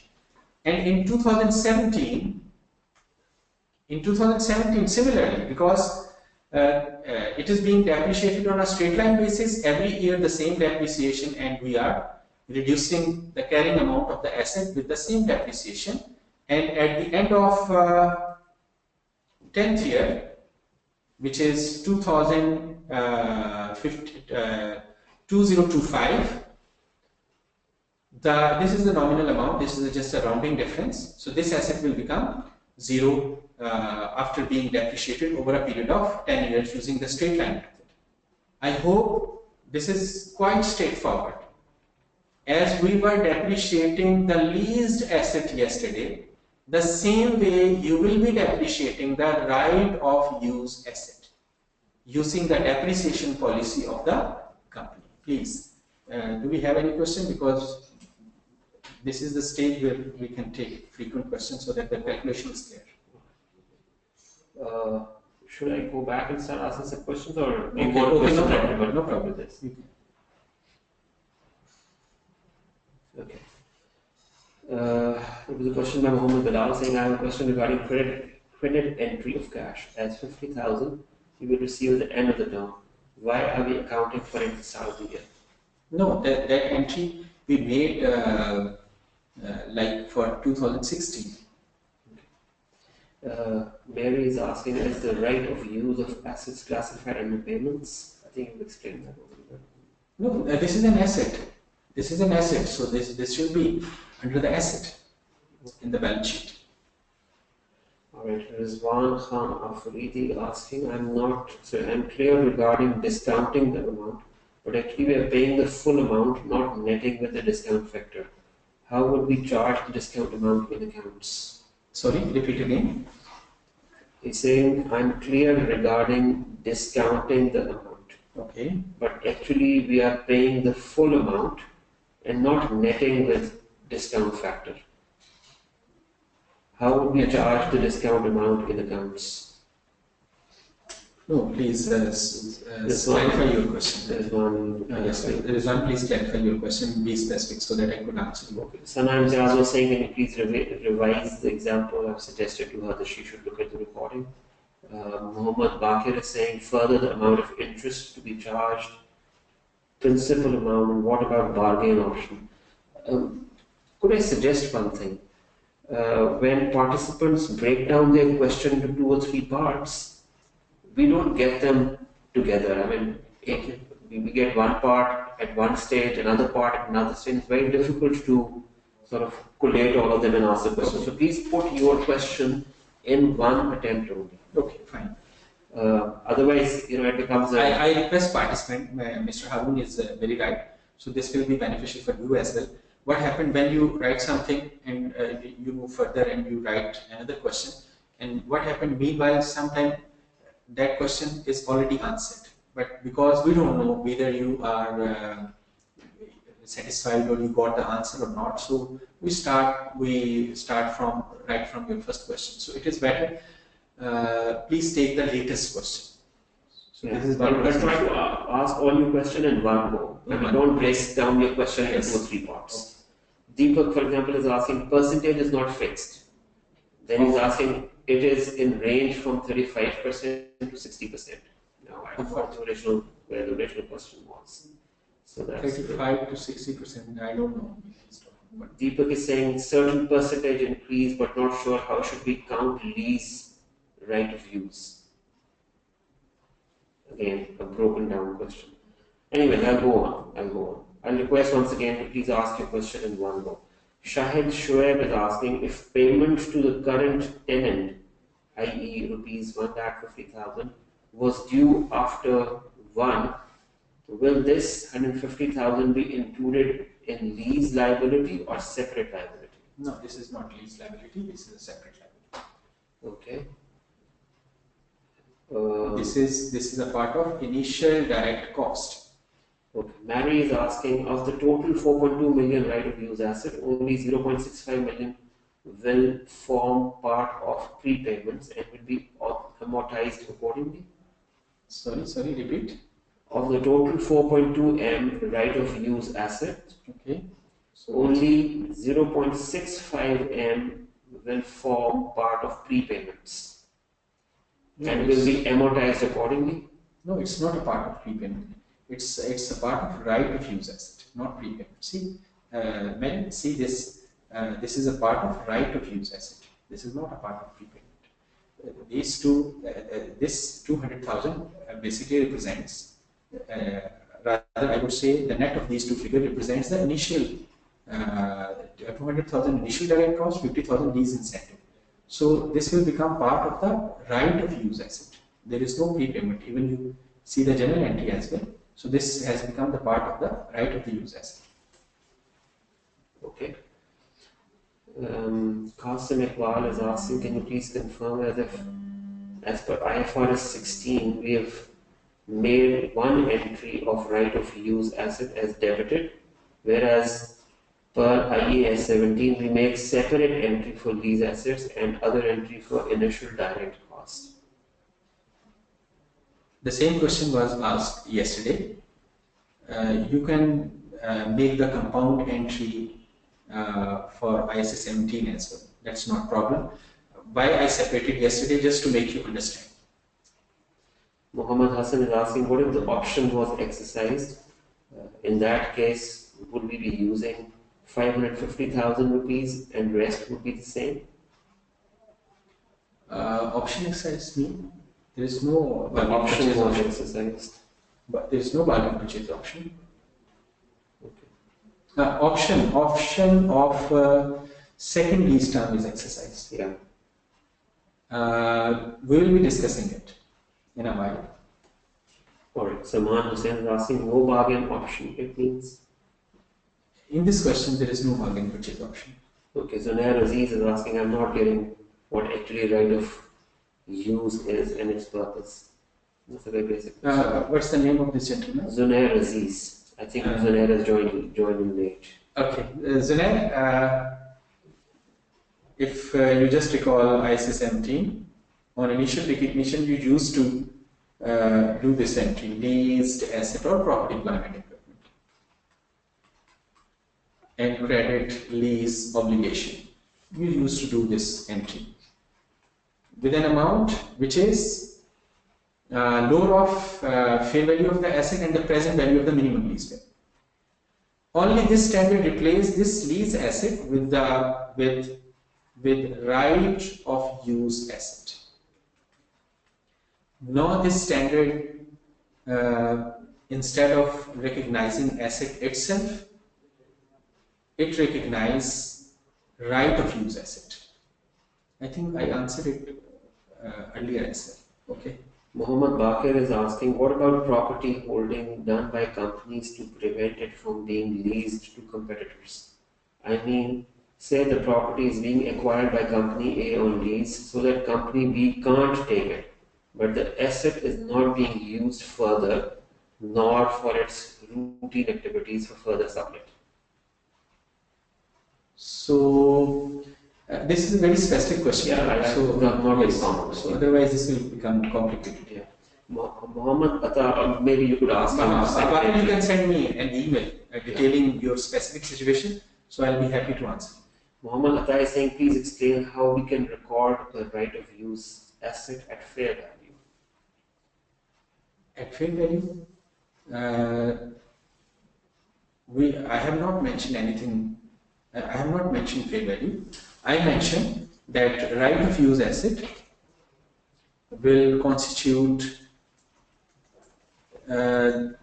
these four elements. Number one, this, two, this, 3 days, and for this, I have not mentioned anything about the use of the fair value for right of use asset. Fakhi Muhammad is saying, is the depreciation only the straight line method? It could be reducing balance. It depends on your policy. Because if you just look at the illustration number 3, it clearly says that company depreciate the right of the use asset on a straight line basis. So this is your choice of the company policy. Then he's asking, what is the rationale behind using right of use instead of capitalizing the asset, and at the same time we depreciate it? Actually, you even depreciate intangible assets, but the rationale behind is, as I explained earlier, the standard setter says you are buying the right to use that asset. You are not buying the asset in itself. So that's why they want you to recognize right of use asset instead of asset itself. Nasser Ali is asking, there's a sort out the double entries after year 1 of charging depreciation. Second year entry? Yeah. Second year entry for depreciation? Say sort out the double entries after year 1 charging depreciation. I think we should ask you to clarify the question. Yes. That confusing. Kashif Rashid is saying impairment testing will also apply to right of use asset account under IAS 36. Yes, you're right. This will be applicable. This will be as per IAS 36. Umair Mahmood is asking, in the balance sheet, assets portion will be the description of right of use asset. Yes. Zishan Qureshi is asking, if these payments are made in foreign currency, how will these be accounted at the end of each year? Okay, this relates to the ISA 21. If you are making payments in foreign currency, so exchange gain and loss will appear. That will be treated as per ISA 21. Qasim Iqbal is asking, sir, can you please explain the statement of adjustment for any remeasurement of lease liability? Yes, we are going to discuss. Okay. Mary is asking two more questions. Mary is asking, currently we are paying the full amount of rent to lessor for 5 years and treat it as prepaid rent. Now, is it still applicable, or do we have to use now the right of use assets? See, this standard will be applicable as of 1st January 2019. You can continue your treatment under ISA 17 for next 2 years. Musa is asking, so this accounting treatment is for lessee. What about the lessor's book? We will be discussing. Deepak is asking, sir, my lease contract says first 5-year fixed rent and then percentage increase between 35 to 60% based on market conditions. So that ask him to send his specific situation. I can answer. Okay. Answer that. So Deepak, can you please email Mr. Abu Bakr directly? Muhammad Bakir is asking, I wanted to know the breakup of the leased amount, which includes interest on leased assets to be charged and principal amount, which is we'll be discussing. We'll discuss. Now they have started asking questions related to just a few more questions. No, but I am afraid that those will be related to the discussion. No, necessarily. That's just a few more. Muhammad Ashar is saying, if the lease discount given by lessor would be after the first year, then what will the treatment? So we are going to ask again. Please explain the unwinding of discount occurring in later periods of IFRS 16. So we are discussing IFRS. So we'll be discussing, but we will not be discussing unwinding in this session. So Rizwan Khan Afridi is asking, we are paying 5 million rupees, which is 500,000 rupees times 10, but we are recognizing the asset by 4.203912 million. We will depreciate the asset to the extent of 4.203 million. How would we adjust the difference? 5 million minus 4.2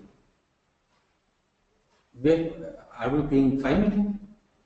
He's saying we're paying 5 million, which is 500,000 times 10. So that is basically the finance cost. We are going to discuss that. So that will be automatically reduced.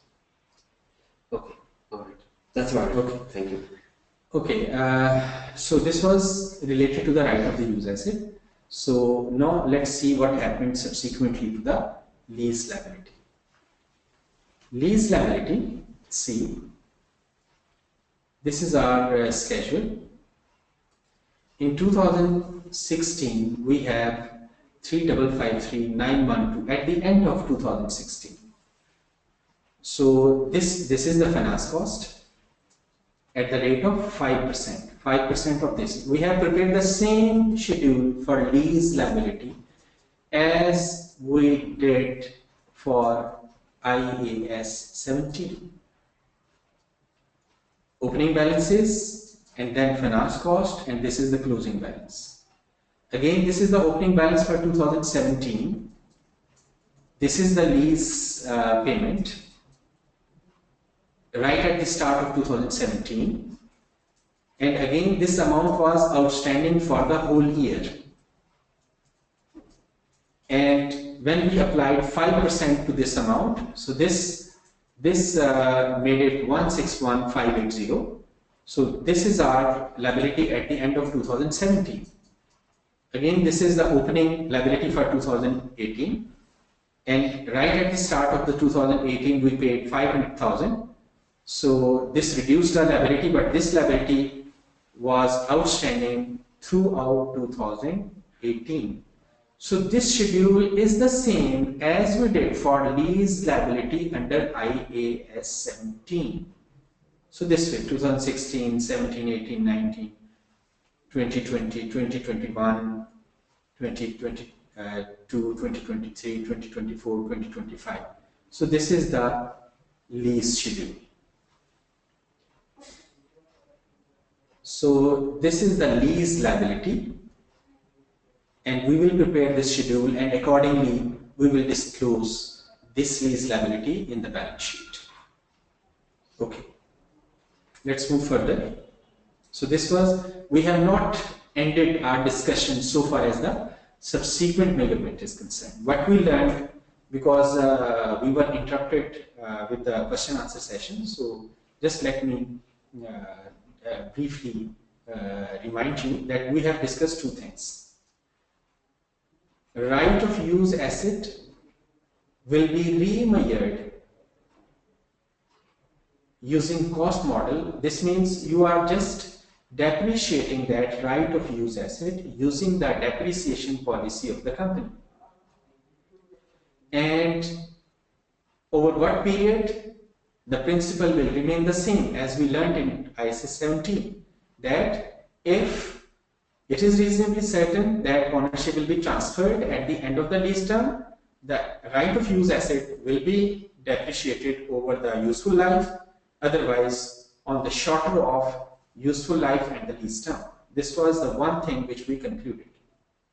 Second, lease liability, same way you will be preparing the schedule through which you will be calculating the finance cost and then opening and closing balances. That schedule will tell us that at the end of each year, how much is the total liability, and out of that total liability, what portion relates to the non-current liability and what portion relates to the current liabilities.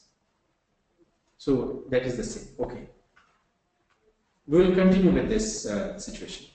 Reassessment of lease liability.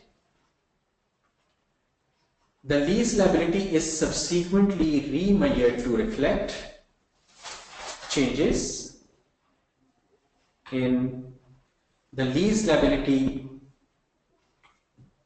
the assessment of a purchase option using a revised discount rate, the amounts expected to be payable under the residual value guarantees. So this way, in fact, these are the 2 points. This is the repetition. So this is number 1, this is number 2.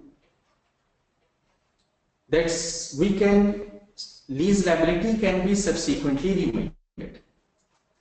Lease liability can be subsequently remeasured to reflect changes in assessment of a purchase option using a revised discount rate and the amounts expected to be payable under the residual value guarantees using an unchanged discount rate, or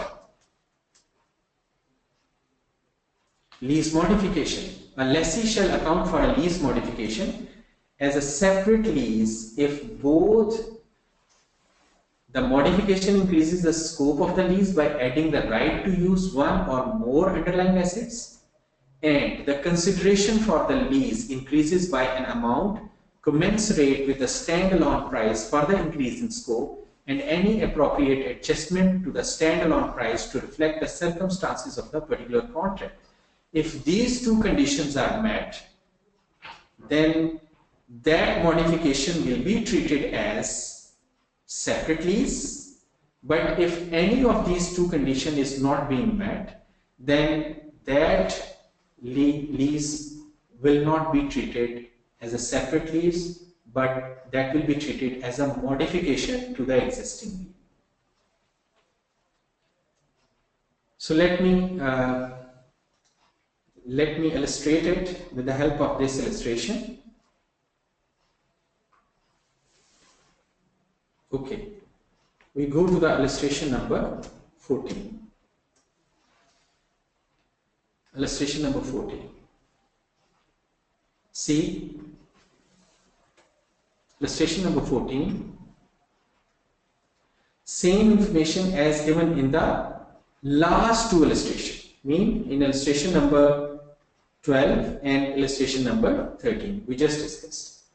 On 31st December 2021, when date of commencement was 1st January 2016, we can see from illustration number 12 that this is the date of commencement of lease, 1st January 2016. This is the date of commencement. But on this is the date of commencement. But on 31st December 2021, lessee concludes that it is now reasonably certain to exercise the option to extend its original lease. Now at this date, lessee thought it should exercise the option to extend the lease for further 5 years. For further 5 years. Lessee incremental borrowing rate at the end of 2021 is 6% per annum. Lessee expects to consume the right of the use asset's future economic benefits evenly over the lease term and thus depreciate the right of the use asset on a straight line basis. Explain the extension would affect lease liability and right of use asset as at 31st December 2021. See, this is the situation. So I need your more attention because this is a little complex. So let me go up. See, we can see from illustration number 4 that at the end of 2021, before accounting for the change in the lease term, the lease liability is 1861625. How I reached this figure? See, let me go back to illustration number 13. See, what is the lease liability? This is the lease liability. This is the total liability, 1861625. at the end of 2021. Please note it. Without any remeasurement, as per our schedule, our liability at the end of 2021 is 186125. The present value of 4 remaining payments of 500,000. Anyway, we have made the schedule, we have seen from there. Okay. Interest expense of 88,649 is recognized in 2021. Lessee right of use asset is 1681566. See, if you go back to the same illustration, lessee right of use. See here, lessee right of use at the end of, please note on your notebook that the lessee right of use at the end of 2021 is 1681566, whereas at the end of 2021 the lease obligation closing balance is 1861625. The same is mentioned here. Okay. Lessee remeasures the lease liability at the present value of the 4 payments of the 500,000 followed by the 5 payments of 550. Okay. So now what happened? There are changes. And we need to remeasure the lease liability. See here, the lease liability is subsequently remeasured to reflect changes in lease the assessment of a purchase option using a revised discount rate, the amounts expected to be payable under residual value guarantee using an unchanged discount rate. So what is happening here?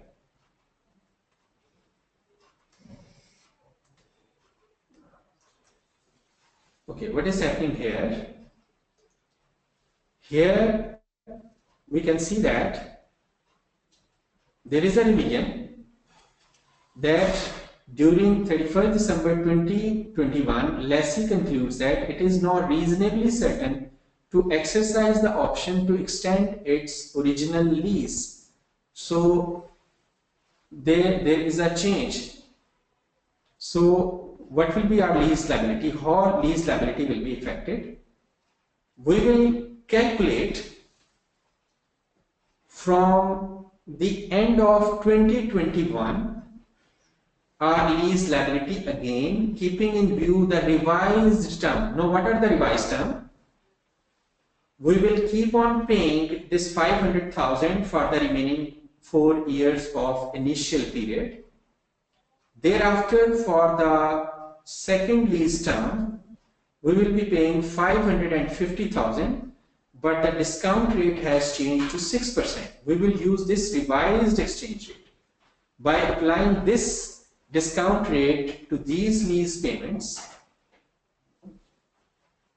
so this will give us the lease liability of 3781734.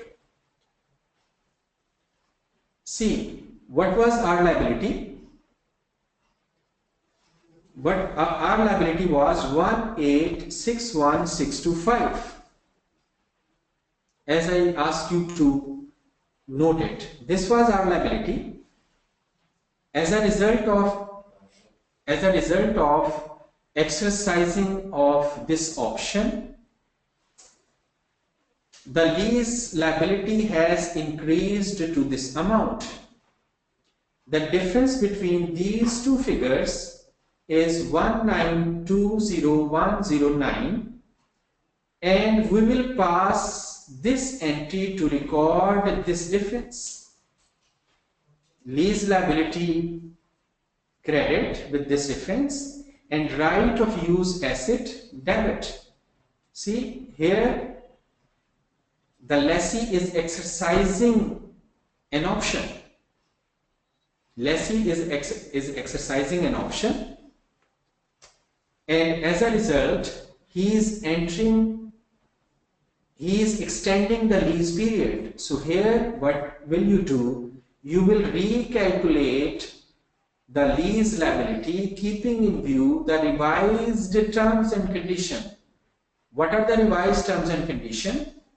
That, so there is a small revision in the, this is the discount rate, you are exercising that option, so that 550 will be payable from 1st January to 2026. So this is your revised lease liability.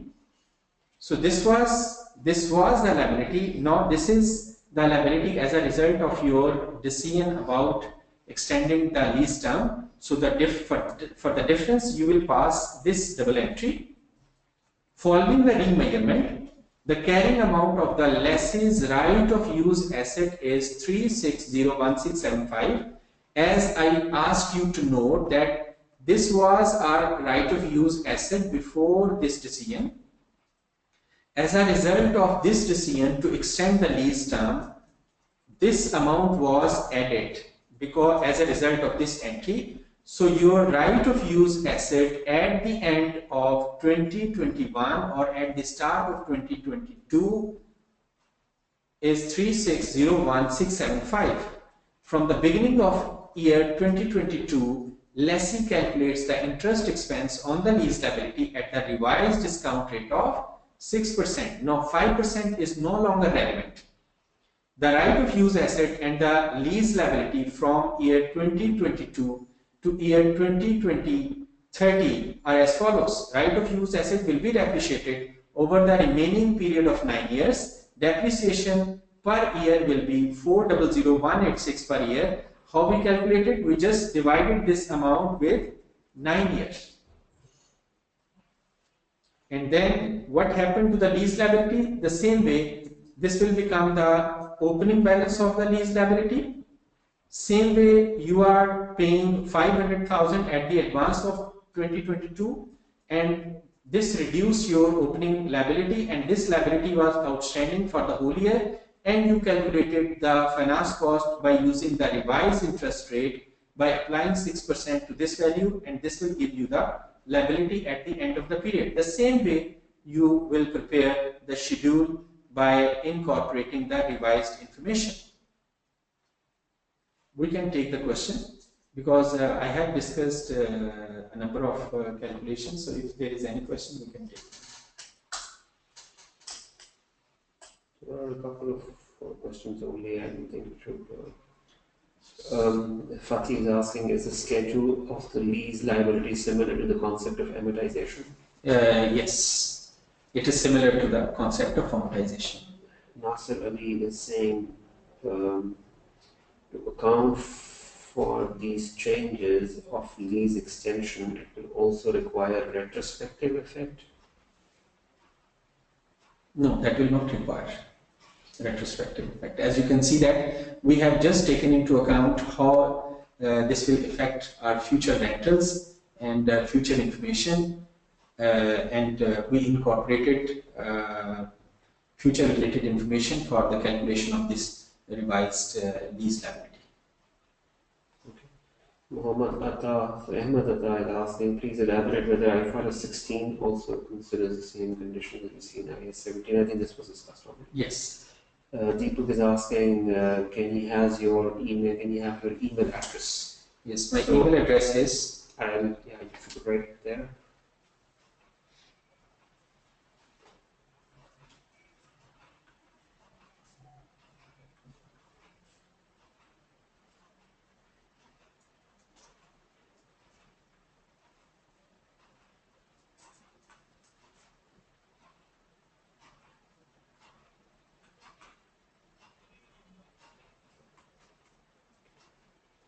bakertillymiq.com. Abubakar at bakertillymiq.com. Okay. Somebody's saying 10 minutes break. You have to have your lunch also. Okay. So when would you like to have a break? Okay. Can we break now? Yes. Because we have finished with the illustration, we need to move further. So it is better we can take a break. Okay. Very No, it should quickly. be 15 minutes because it will include prayer was here in Pakistan at least. All right. There are a few questions that have just come in. Yes, Do you yes, want yes, to yes, ask those? yes, yes, please, please. Okay. Kashif Rashid is asking, how will we adjust expense figure in P&L with regard to lease liability remeasurement? See, in 2021,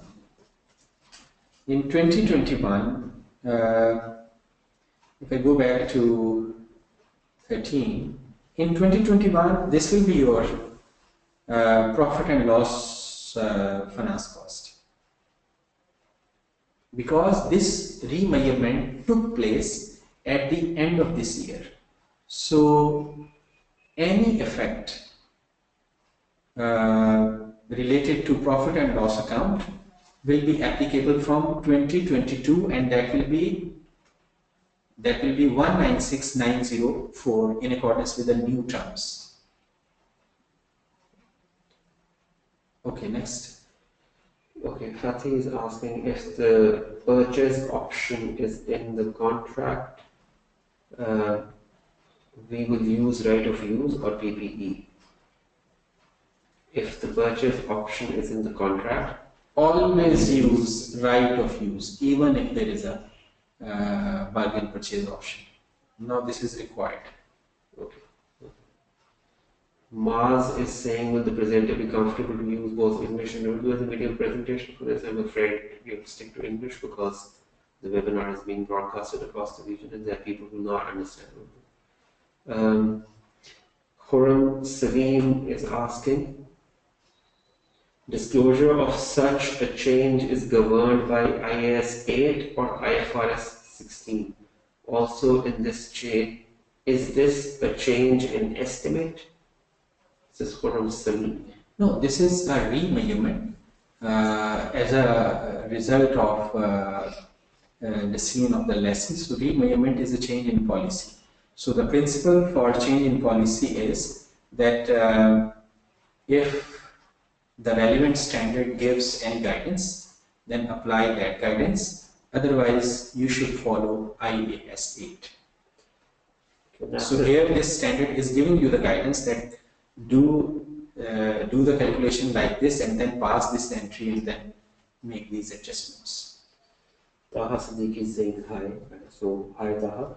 Nasser Ali is saying the same treatment will be required if we are reasonably sure that some direct expenses will be required in the future date released with the leased asset, related with the leased asset. Future expenses means? Yes, of course, you will be applying ISS 16 guideline in this regard. If a substantial part of an asset is replaced, so that affect your right of use, you can apply ISS 16 for that. Okay, that's better. Okay, now we can take break for 15 minutes. Okay, Naeem Qureshi has asked one question. He's saying in KSA, there will be transition from SOCPA standards to IFRS, which will be effective from January 2017. Do you have any plan to schedule a webinar in this area in the near future? If I was requested, I have no problem.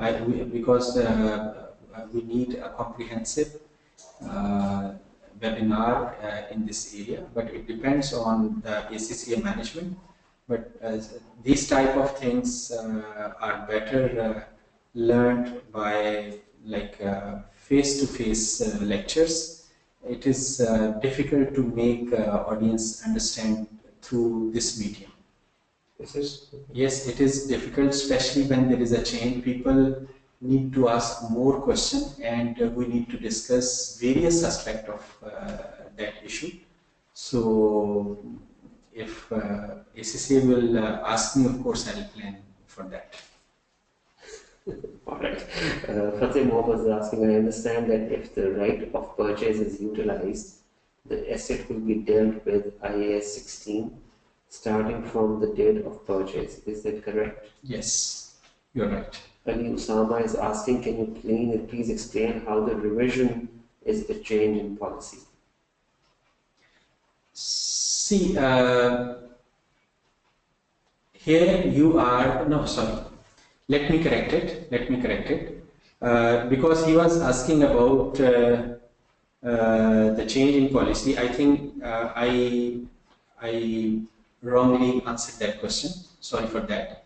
Actually, change in policy, I was giving a general statement that if change in policy is specifically mentioned in any particular question how it will be treated, then one should follow that relevant standard. But if nothing is mentioned in the question in that standard, then the person will have to follow ISA 8. That's what I was saying. This is a remeasurement of as a result of your decision to extend your lease term. So this is a remeasurement under IFRS 16. Deepak is asking the question. He's saying, sir, initially you said it doesn't apply to small value. Yes, is there any value mentioned in the standard? I'll be discussing on this later on. Of course, I have a plan on this. Okay, thank you very much. I think we're now heading for a question answer. 15 minutes break rather, for both of us to have lunch, say our prayers.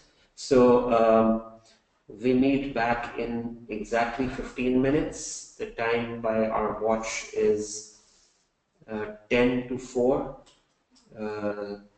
In UAE it will be 10 to 3.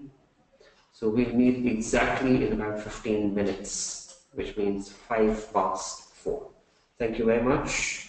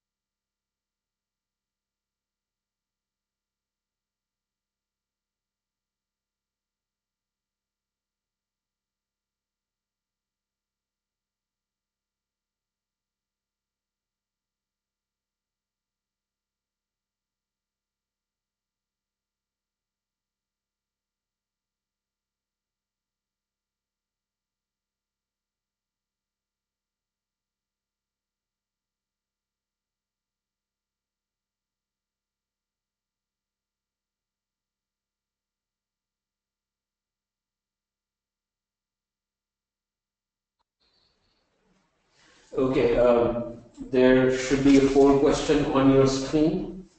Are you attending this webinar from home or from office? Um, Quite a few people have already responded. Those who haven't, please click the right choice right now. So are you attending this session from home or from your office? This is important for us because this will help us in planning our next sessions appropriately.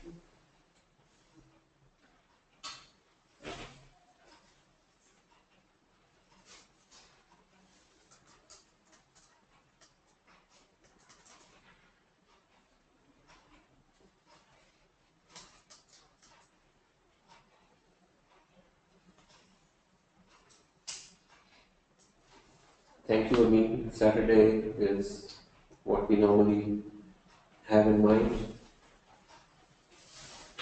Okay, I think about 55% people have already voted.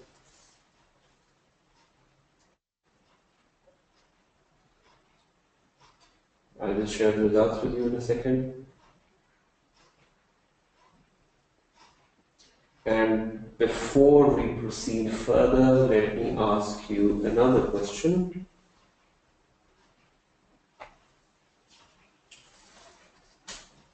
Once again, where are you currently residing? So I wanted to know how many people from which part of the world are attending the session today.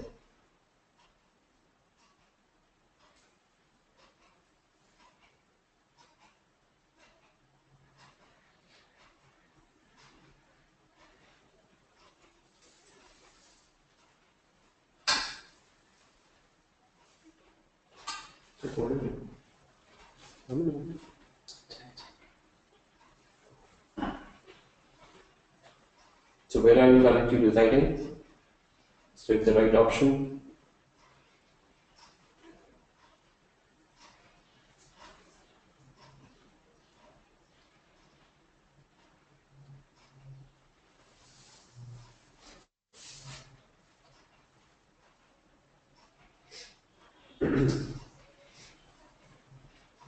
I'm giving about 30 seconds more.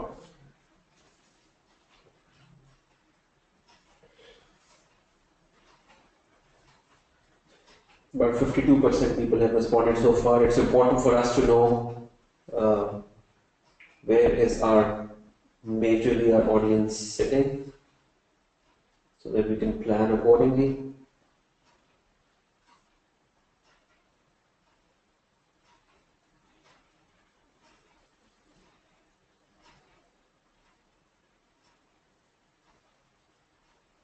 Okay, I think that's it. So I'm just going to share the results of this with you as well. Majority of the people are from Pakistan. About 39% from Middle East, 1% from Bangladesh. I think our members in Sri Lanka didn't get to know about these sessions. I'm going to make an announcement to them. And then 2% people who are from some other countries, which is more or less the pattern that we had yesterday also. So that's, I think, all about it. We're now going to resume our session. So over to you, Mr. Abubakar. Okay. So now recognition exemption. Someone was asking a question related to this. So there are exemptions. I mean, there are assets on which you will not apply IFRS 16 requirement. Leases with a lease term of 12 months or less and containing no purchase options. This selection is made by a class of underlying asset, and leases where the underlying asset has a low value when new, such as personal computers or small items of office furniture. This selection can be made on a lease by lease basis. Now the question arises, if we do not treat these if we do not apply IFRS 16 on these type of assets, or if these conditions meet, then what will be the treatment? The treatment will be a lessee will treat those payments as an expense on a straight line basis over the lease term, or an other systematic basis. So I'll repeat, where you apply IFRS 16 recognition exemption. So what will be the treatment for the amounts paid by the lessee? You can recognize those payments as an expense over the lease term on a straight line basis or by using some other systematic basis. So this is the recognition exemption. Then is lesser. Lesser is by and large same as in case of as under IAS 17. So there is no major change so far as accounting treatment for lesser is concerned. The classification of operating and finance lease will continue to apply for lesser, and as we studied yesterday, manufacturer dealer lesser treatment and other than manufacturer dealer lesser treatment that will continue to apply even under IFRS 16. So anybody who has a good grip on those concepts, so that will be applicable even after IFRS 16. So now comes to the sale and leaseback transactions. Sale and leaseback transactions. See, in sale and leaseback transactions, important question is very simple. Is the asset is sold or not? Is the asset is sold or not? If it is sold as per IFRS 15, as per the criteria given in IFRS 15, then there will be a treatment. And if it is not sold under IFRS 15, as per the criteria given in the IFRS 15, then the treatment will be different. So let's discuss it one by one. Transfer of asset is the sale of the asset. This is one situation. Second is transfer of asset is not sale of the asset. So first we discuss if transfer is sale. See, if the transfer of an asset by the lessee is a sale of the asset, then the seller lessee shall measure the right of the used asset arising from the leaseback at the proportion of the previous carrying amount of the asset that relates to the right of the used assets retained by the seller lessee. Accordingly, the seller lessee shall recognize only the amount of any gain or loss that relates to the rights transferred to the buyer lessee. So, I'll be explaining it with the help of an illustration. So, before going to the illustration, second is the buyer lessee shall account for the purchase of the asset, applying applicable standards, and for the lease, applying the lesser accounting requirements in this standard. So this means for lesser, the treatment will be more or less same as we learned in IAS 17. But for lessee, this will be the treatment. I will be explaining it with the help of an illustration. Illustration number 15. Illustration number 15.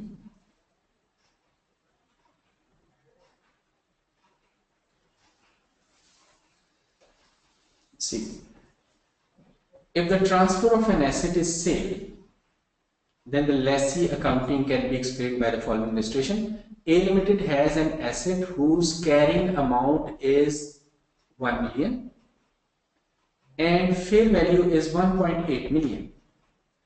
It is sold to B Limited for 1.8 million and then leased it back for 18 years with annual payments of 103,553 payable at the end of each year. The interest rate implicit in the lease is 4.5% per annum. The present value of 18 installments will be 1,259,200, which is the lease liability. Prepare journal entries for both A Limited and B Limited. So what will be the journal entry? See, we are selling an asset. We are selling an asset. So what should be the entry when we sell the asset? When we sell the asset, its carrying amount is credited. So asset account will be credited with the carrying amount because we are selling this asset. Okay. We are receiving this cash. See, it is sold to B Limited for 1.8 million. So the entry will be debit cash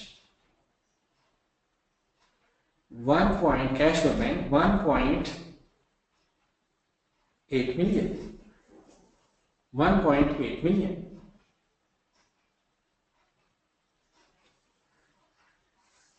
Now, when it is leased back, it is leased back for 18 years. This is leased back for 18 years and lease rental is this much. And what is our lease liability? This is 1,259,200. How we reach this? What we did, we applied 103,553 4.5% annuity factor to reach 1,259,200. So this is lease obligation. So we will credit this lease liability or obligation. How much? 1,259,200. Okay. Next is when we leased it back. This means we acquired right of use asset as well. Right of use asset as well. But for what was the amount for this? What was the amount for this? And any balancing figure will be profit or loss on the sale. See, this is the lease liability 1,259,200 and the fair value of the asset was 1.8 million. This means we have not sold the 100% of the asset. We retained a portion of the asset. Had it been sold wholly, this amount should have been equal to the 1.8 million. So what is the difference between these two? 1.8 million minus 125,9,200. So this means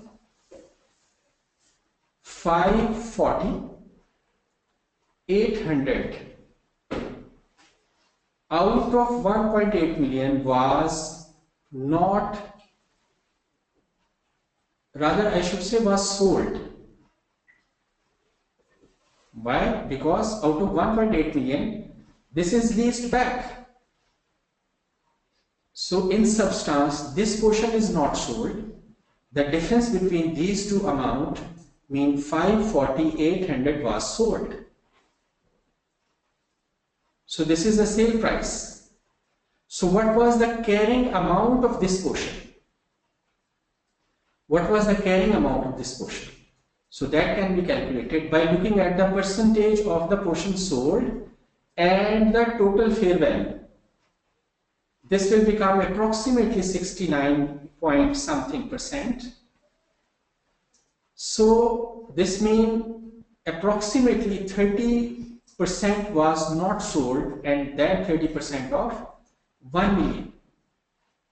So this will make it approximately 300, carrying amount will be equal to approximately 300. So approximately 240,800 was the gain on this asset, and this gain will appear here, 240,800 something. This figure is not exact, but I am just making a rough idea from this calculation. So this will become the balancing figure.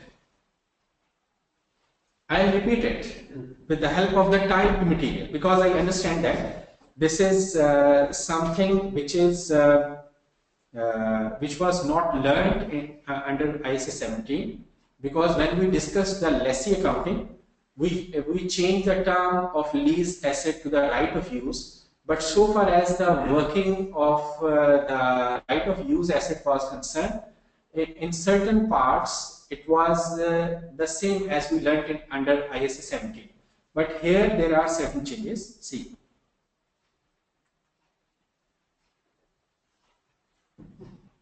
From the solution, see.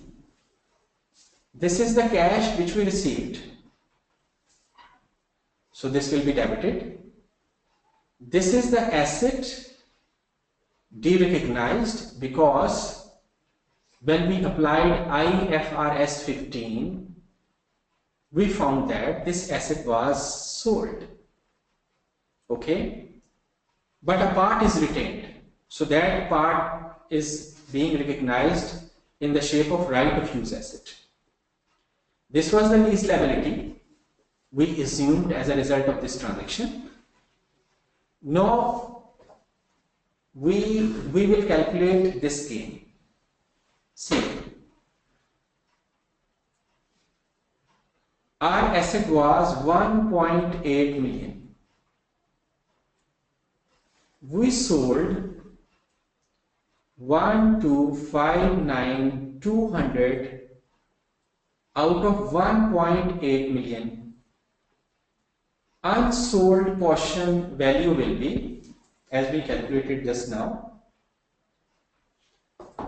54,800, as we can see here. So this is the carrying value of this portion. This is the carrying value. So this is the profit on disposal. See, lease liability based on fair value divided by fair value 0.6996, or the 69.96%, the proportion of the previous carrying amount of the asset that relates to the right of use retained by the seller lessee. Retained by the seller lessee. This much is retained by us in the shape of right of use asset. So the portion sold, I think yes, portion sold, it is sold. In fact, this small portion is sold, and so we calculated gain on this portion. So if we come back to our slide, we can see that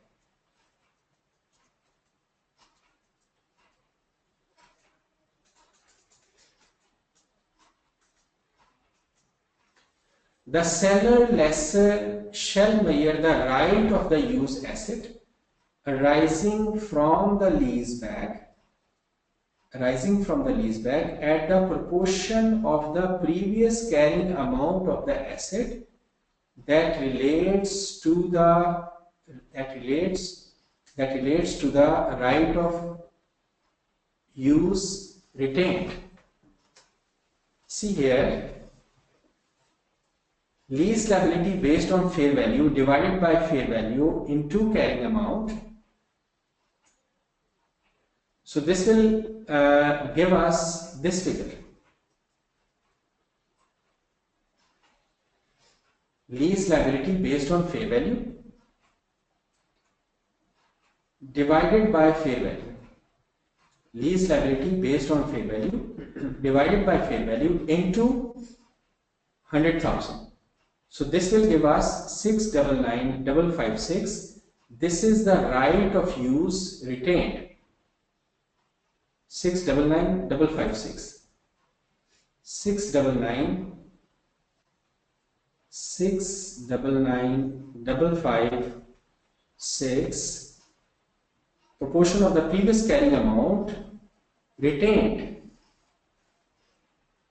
This is the retained. This is the right of use asset. And this amount out of 1 million. This is retained. And what is sold? The difference between these two amounts is sold. So if we go back to the entry, so this is the profit calculated on this, and this is the journal entry which we will pass as a result of this transaction. I can take the question so that if there is any confusion, I can answer that, because this was a little complex. So, Mr. Arun, can you help me in looking at the questions? What are the questions related to this? Okay.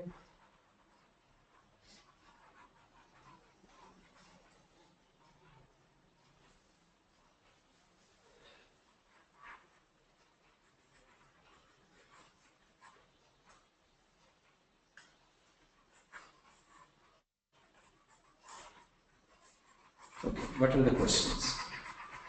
There are no questions right now. Okay, fine. If anybody wants to ask a question, please go ahead. Yes. Because this was a complex area, so I do expect if you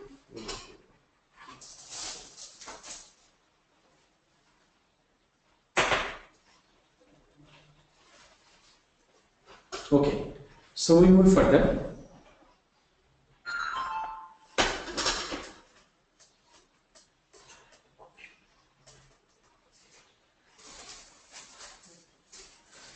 So if the sale consideration does not equal to the asset's fair value,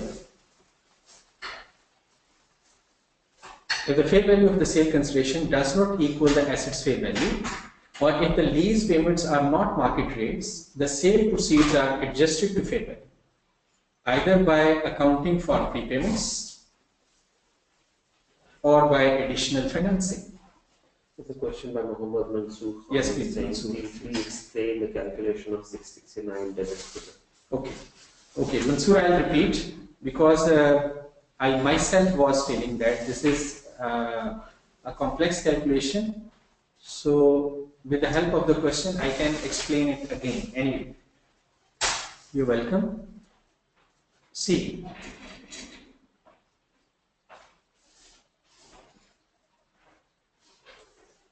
what was the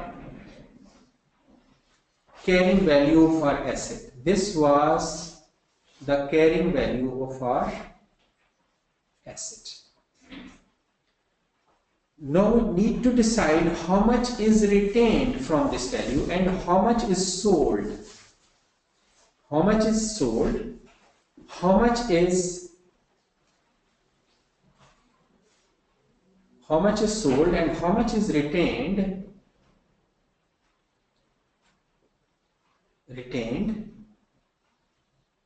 as a right of use asset. As a right of use asset.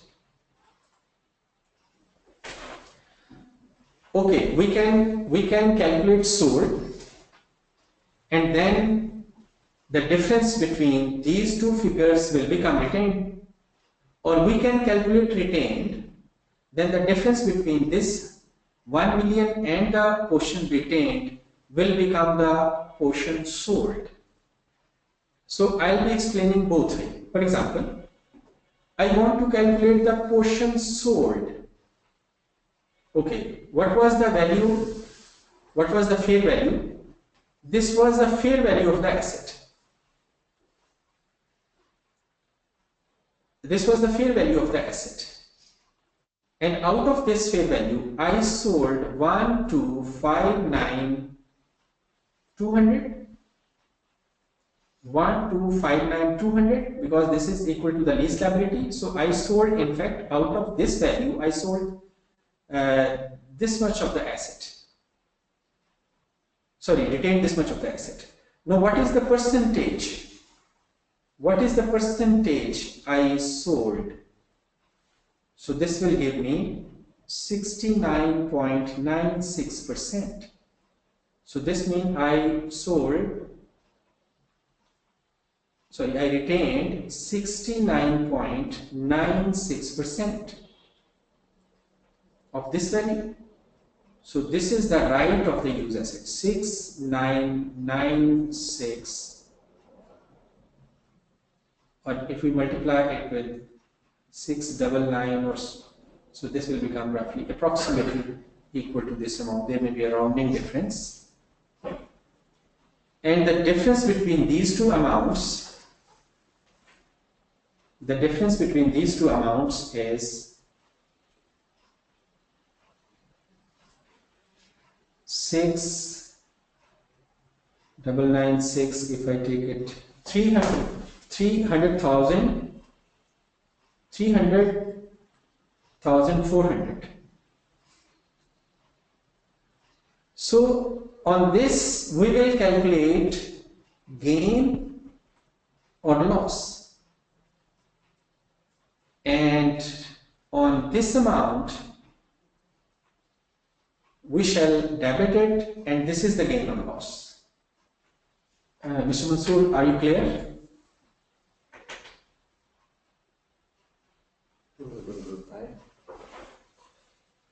Okay. Yes, it's clear. Okay. Okay. We move further. There are a couple of questions. Yes, please. Kashif Rashid first. Yes, Kashif. No, Mohammed Hassan first. Yes. Can we also get answers and solutions to illustrations? So Yes. yes, Hassan, we will email the answers to these illustrations at the end of the session. Yes. Kashif Rashid is asking, can you explain how you configure the right of use account? An example 15. How you configure The right of use account in example 15. I just explained it, that this is basically that portion of this asset which we retained. How we calculated? Fair value of our asset was 1.8 million, and this portion is retained because this is our lease liability. So this is a part of the right of the use asset. So this is the right of the use asset we retained out of this total value. So what is the percentage of 1.259 of this total value? That comes to 69.96%. So this means 69.96% of this 1 million asset was retained by us. So this is right of use asset. And the difference between these two figures is that portion of this asset which is sold. On this sold portion, we shall calculate gain or loss as we have calculated here. See, this is the sold portion and this is the gain of loss. Now the question arises, how we have calculated 540,800. This is very simple. See, this was the total value of this asset. This much we retained, and the difference between these two we sold, and that is this figure, 548. Can we go further? No, Qasim Iqbal is asking, can you please confirm if this is the right way to calculate the right of use by multiplying carrying amount to percentage of unsold portions? Yes, in case of sale and lease back, you will be doing like this. And make profit or loss as a balance figure. Because this example is derived from the standard, but it is a little bit modified, but by and large this is the same. Mohammed Bakir is asking, what will be the treatment in case of exchange of leased assets with higher lease rental, like machinery, for an asset of different type, like No, that is not sale and lease back. That is another transaction. Okay. If two conditions, as I discussed earlier, are being met, then that transaction will be treated as a new lease agreement. Okay. Okay. Kashif has asked a question. Looks like an incomplete question to me, but 699,556 question mark. You are very right. You can question mark it, but please ask your question so that I could. If you want me to recalculate it, if you want me to re-explain it, I'll be doing that. But putting question mark will not help me in understanding. Nasser is saying if the fair value of the asset is below its carrying value, then what will be the accounting? If the fair value is below the carrying value. Below the carrying value, then first of all you will be recognizing the impairment loss. Thereafter you will be passing whatever entry you want to pass. Mohammed Hassan is asking with accounting treatment, for example, depreciation, etc., of leased back assets will have same treatment. Yes, same treatment. Yes, same treatment. Okay. Okay, then what is saying, please provide solutions. We will. Farwa Heather is asking, will you please explain the percentage 69.96? Yes. See, Farwa, this is the carrying value of my asset. I sold it, but I retained a portion of this asset. So I must calculate how much portion I retained. See, this was the fair value of my asset, and this is the lease liability. So by keeping 1.259 million in the numerator and dividing it with the fair value, this gives me the percentage of the asset which was retained by me. So this is 69.96%. So I applied this percentage to this carrying value. Yes. Fatih is asking, if you are clear, please tell me. Okay. Is profit and loss a balancing figure in the entry? I think this was asked. Could be balancing figure, but it can be independently calculated. Nasser is asking, continuing my last question, is again the question is broken to you, but is that important?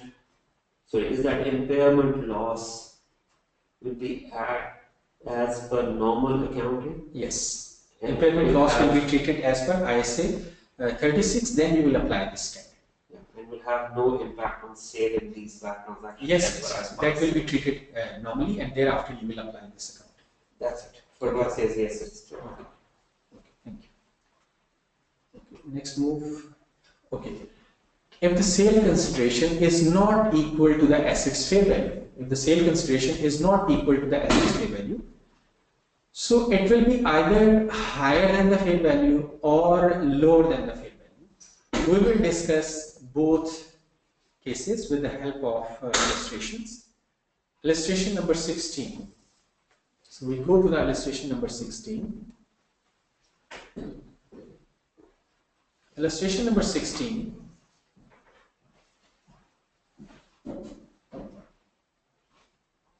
Okay.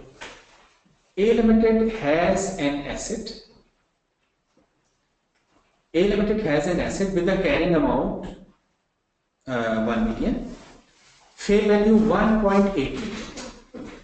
It is sold to B Limited for 2 million. So now illustration number 16 is when you sell that asset at a value which is higher than the fair value. Higher than the fair value, and then lease it back for 18 years with an annual payment of 120,000 payable at the end of each year. The interest rate implicit in the lease is 4.5%.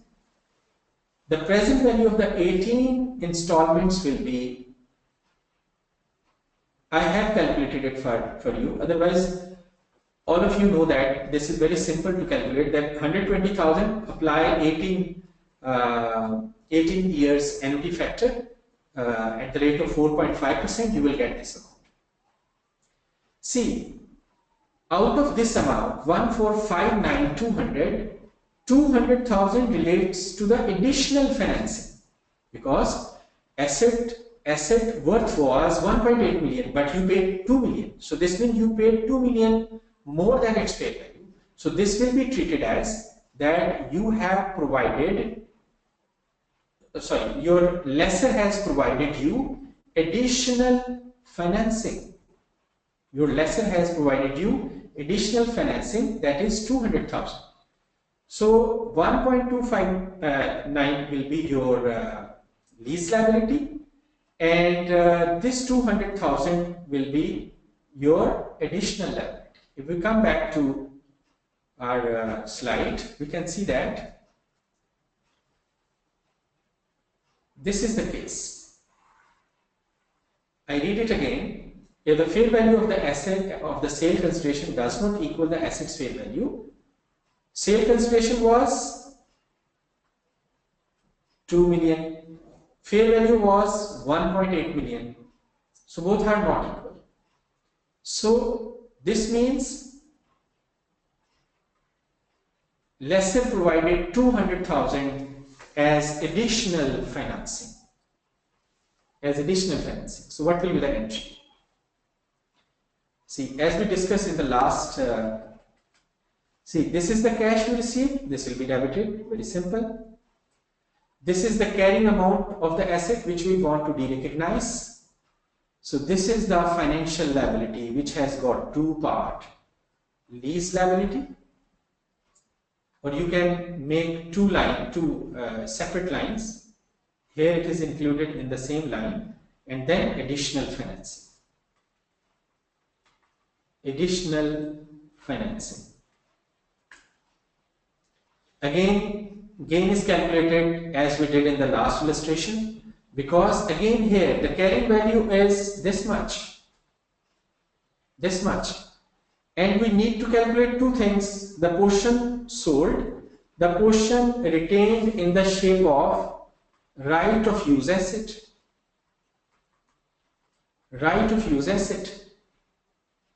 So again, the fair value for asset was this much, and the lease liability is 1,259,200. So the relationship between these two, we can see here, it is again 69.96%. So this means 69.96% of this 1 million is retained, whereas the remaining portion, means 30.04%, is sold, and 30.04% comes to 300,400. So this comes to this. So this is the portion sold of this 1 million, and 69,556 is retained. So this is the double entry if there is an additional financing. Any question on this before we move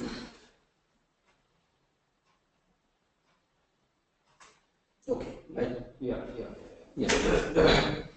The right of use, Fatima was asking, the right of use calculated from the CV only, is it correct value only? Yes. But that is based on the relationship between the lease liability and the fair value. That relationship will tell us what is the percentage of the carrying amount that is sold. Adil is asking, what will be the calculation if MLP exceeds the fair value of the asset? Minimum lease payment exceeds the fair value of the asset. Fair value of the asset. This means lessor wants to make loss. So this is an abnormal situation. So this will be, of course, this will be a gain. Okay, comes to another second situation. Then we can take the question. That is the last. I'll ask the question. Yes, please. I'll book one. Okay. The second situation is either by accounting for prepayments. This means where you received an amount which is lower than the fair value, then how you will treat that situation. So we can understand it with the help of illustration number 17. A Limited has an asset whose carrying amount is 1 million, fair value is 1.8 million. I kept the figure same just to make it more understandable. It is sold to B Limited for 1.6 million. In last illustration, this asset was being sold for an amount higher than 1.8 million. Now this is the situation where this asset is being sold for an amount lower than the fair value, 1.6 million. And then lease it back for 18 years with annual payments of 87,105 per annum payable at the end of each year. The interest rate implicit in the lease is same, 4.5%. When we calculated the present value of the 18 installments, this comes to 1,059,200. So this is the lease liability. We shall add 200,000 being prepayment in respect of lease liability. Hence the total lease liability will become this much. Total lease liability will become this much. So because we were having an asset of this much and we received only 1.6 million, so we will treat it as if we have prepaid 200,000 for leasing it back as a part of lease payment. So thereafter we will be making these payments. So these payments, when we calculated their present value, it comes to 1,059,200. We added in this 200,000 as an advance payment made to the lessor, assumed advance payment, because we are giving an asset which is worth 1.8 for 1.6, and in fact the lessor is compensating us by lower future rentals. So that's why we will add this 200,000 to the lease liability calculated based on the lease payments. So this is the cash we received. This is asset being derecognized, and this is the lease liability. So this will give us again the same general entry. But there will be a small difference in the books of the lessor.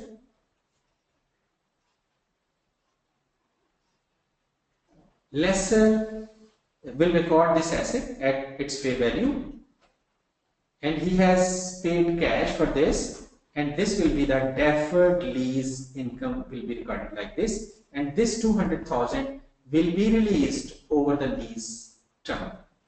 Do we have any question? We do. We have our 7 minutes. No problem. Comfortable with the rest of the video? Or do you want to cover it first? Okay, let us finish. We are about to finish. We don't have much.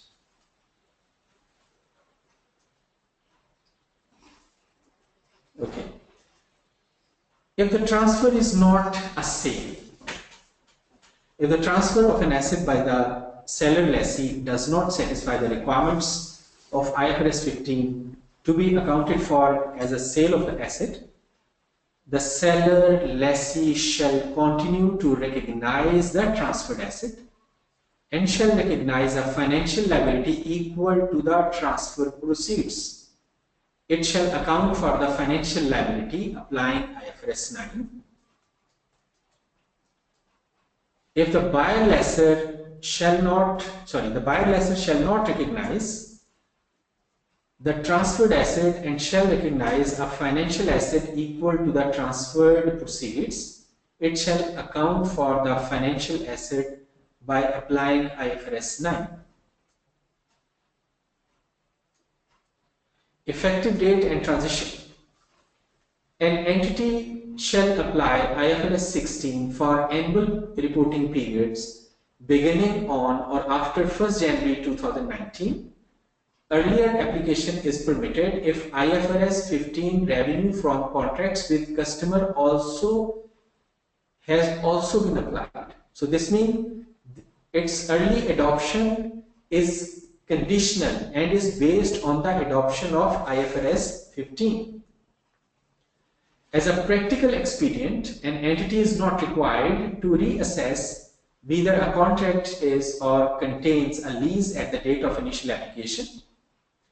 A lessee shall either apply IFRS 16 with full retrospective effect or alternatively not restate comparative information but recognize the cumulative effect of initially applying IFRS 16 as an adjustment to the opening equity at the date of the initial application. So this is in brief the transition provision. So do we have any questions? Yes. All right, going back to questions.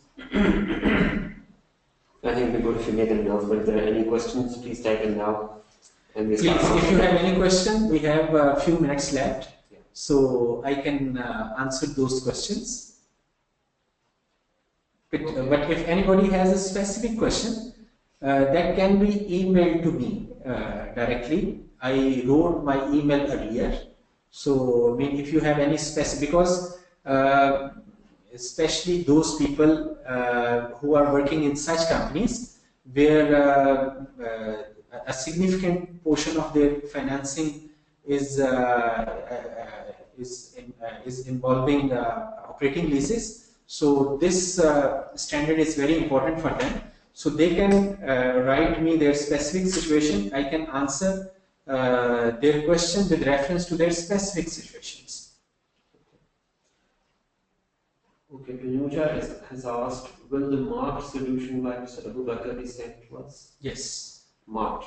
Yes, we will save it because I have not yet closed them. I have not yet. If you can't see the March solution sent to you, I mean, you can always go back to the recording where all that has been recorded. Yes. Yeah. So the recordings that we will upload on Vimeo will have all the notes that you took along while explaining. Though we have noted your request, but sometimes due to time pressure, if you see that these are not marked, so please you can see the recording and there you can find these marks. For I said, in short, you simply credit the additional finance. I think it's a continuation of the previous answer that you gave. Qasim Iqbal is saying, so what is the treatment of additional 200,000? Is it treated as a lease liability? No, it will be a financial liability other than the lease liability. Okay. Nasir is saying, but that will be amortized. I mean, if you look at the lease liability treatment and the treatment of this financial liability, if nothing happens subsequently, then both will be the same. Nasir Ali is asking, in reality, we have retained nothing right.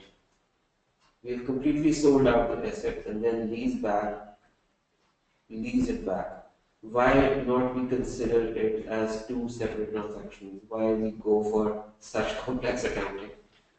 We can, but okay, that is possible. You can do that. Ali Usama is saying, in order to calculate the proportion, do we need to use the fair value of lease payment or the actual payment? Fair value of the lease payments? No, actual payments. Actual payments. In order to calculate the lease liability, you will be applying the discount rate on actual payments as per the lease agreement. And Madata is asking, please explain if installment paid in advance, then what will be the fair value of sale consideration for the calculation of carrying amount?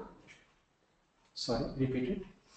if the installment is paid in advance, Okay. then what will be the fair value of sale consideration for the calculation of carrying amount? For the calculation of the carrying amount, Yeah. so that will be the same. You will be simply adding without any discounting effect within a lease obligation. Okay. So that will be the effect. Okay. Mohammed Mansoor Khan has asked a question: effect on asset turnover, equity, and operating expenses will likely see a decrease. Conversely, liabilities, reported debt, recorded assets, EBIT, and EBITDA will all see an increase. Of course, a lot of assets will appear on your balance sheet if you are already running so many operating leases. So when you will apply this standard, all those leases will start appearing on your balance sheet. This will affect your asset drastically. This will increase your asset drastically. But it depends the extent to which you have the operating leases currently running in your company. Muhammad Bakir, Muhammad Ahmed Iqbal, so many members have started thanking us right away. I think we will take the thanks at the end of the session. I think a few more minutes to go. Muhammad Mansoor Khan is, Fateh is saying, is it possible to illustrate simple example of the transition transactions? Okay, let me go back. Okay, we were here. See, very simple. A lessee shall either apply IFRS 16 with full retrospective effects. This is, I think, very clear. You will restate your opening balances and things like this. Alternatively, what you can do, you can recognize the cumulative effect as an adjustment to opening equity at the date of initial application.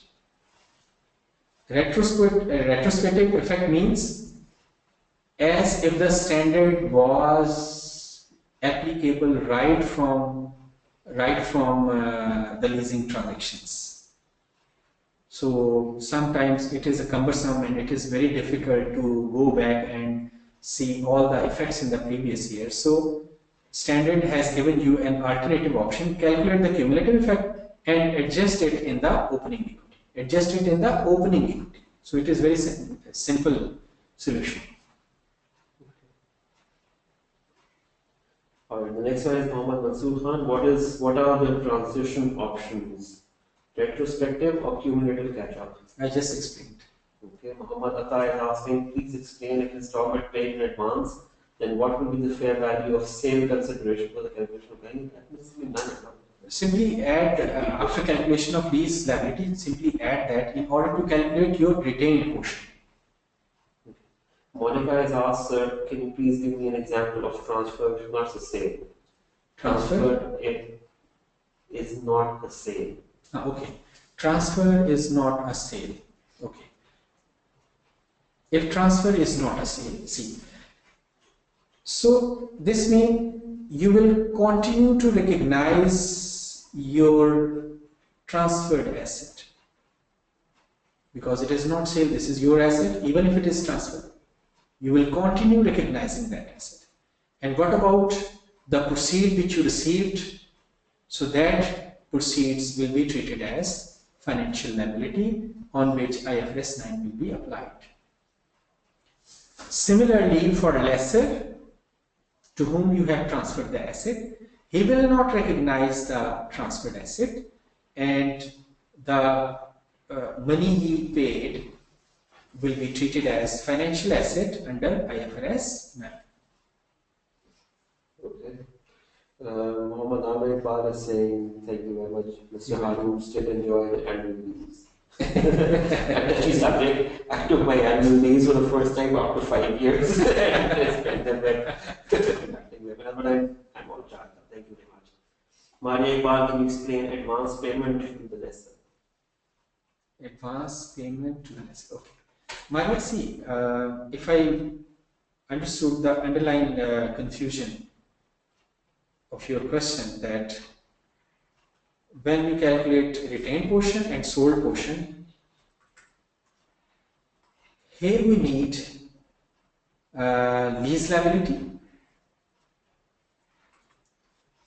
liability divided by fair value.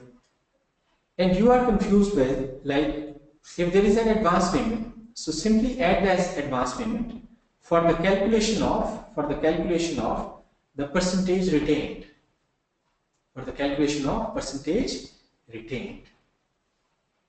Maria, is it clear? Because the objective of this relationship is to calculate the portion retained. So this advance will be added. Okay, Maria Hamid had suggested if you could cover leases from an audit perspective. So I think our answer to her already was that we will plan a separate webinar if that's possible. Yes. Okay, Fazal is asking, will you please show the entry in the lessee account in the last illustration number 17? Okay, illustration number 17. Lessee.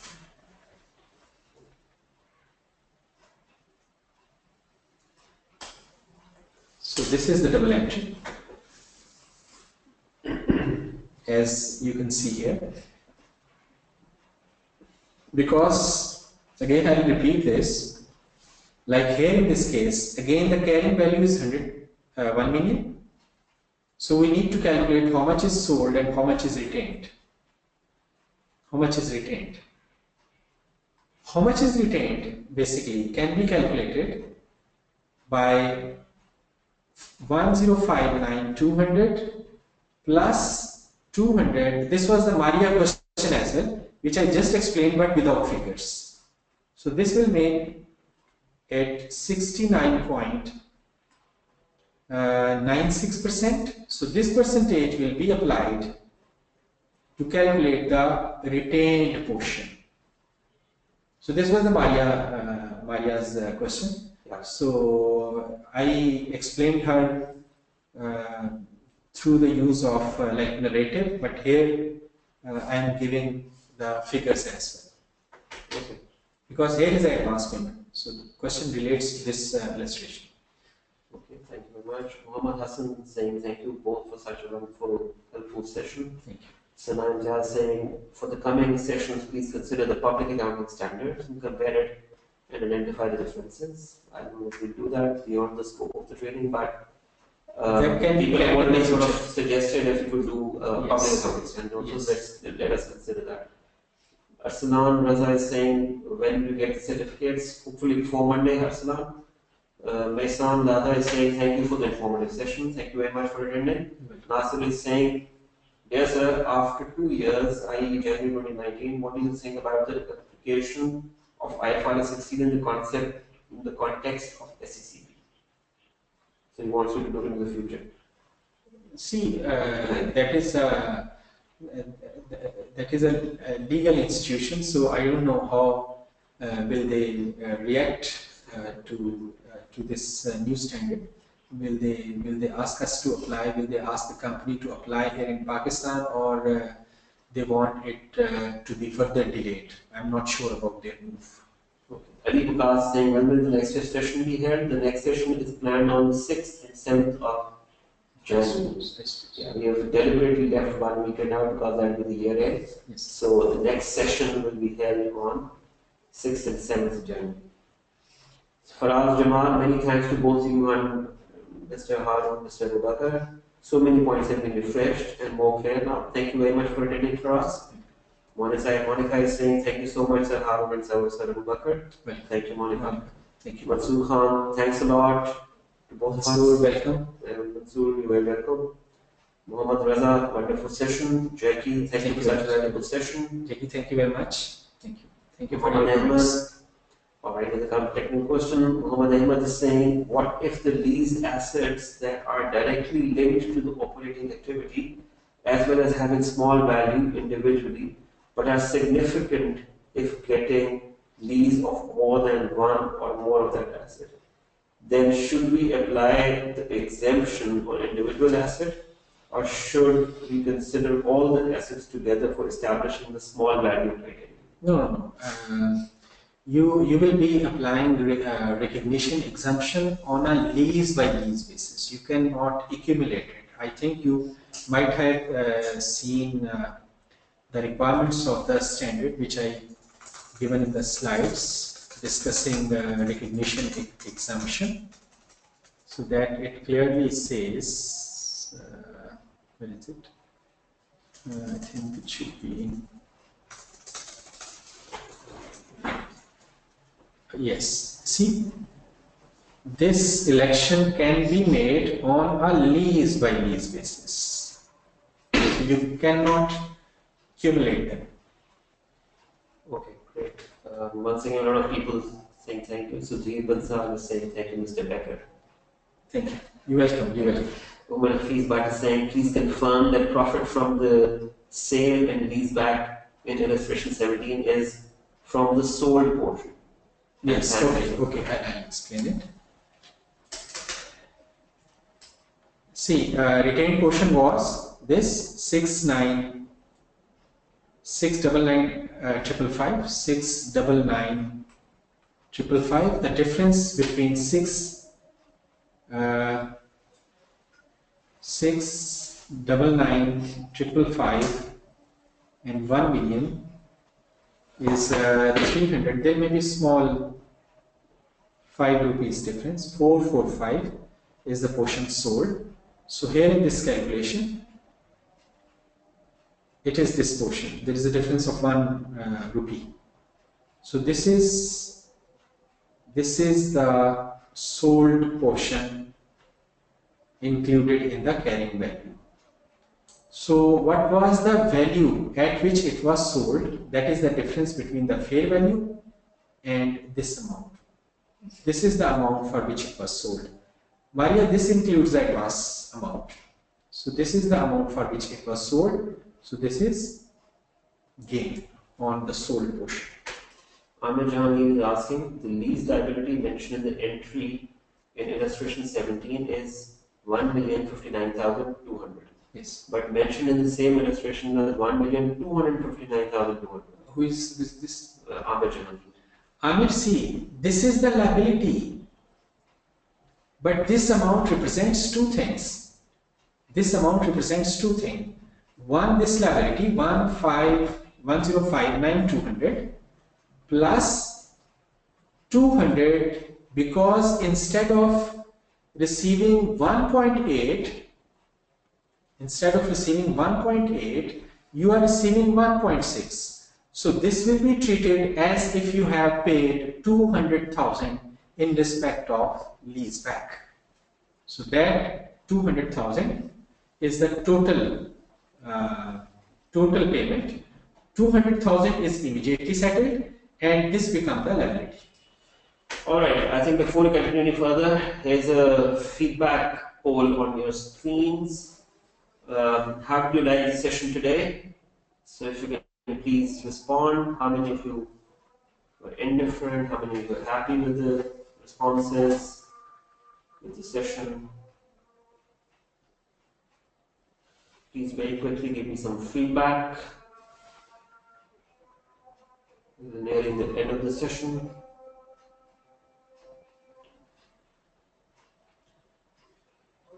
In the meanwhile, I'll read out a comment from Maaz bin Riyaz saying, thank you. Because of this session, I will be able to perform in the new position as I have joined in BDO Saudi Arabia, and I am in the new in audit and assurance. Maaz, you are welcome, and it's clear for us that this is helpful for you. And good luck from our side also. Muhammad Umair Azim is saying, thank you, it's been a very informative session. Welcome. Narendra It was a good session. Sajid, thank you so much. Welcome, Sajid. Kashif Afzal Hirani saying thank you so much. Welcome, Kashif. There's so many messages of appreciation.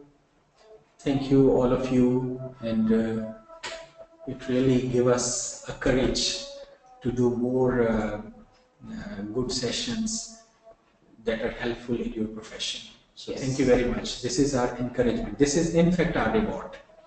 Exactly.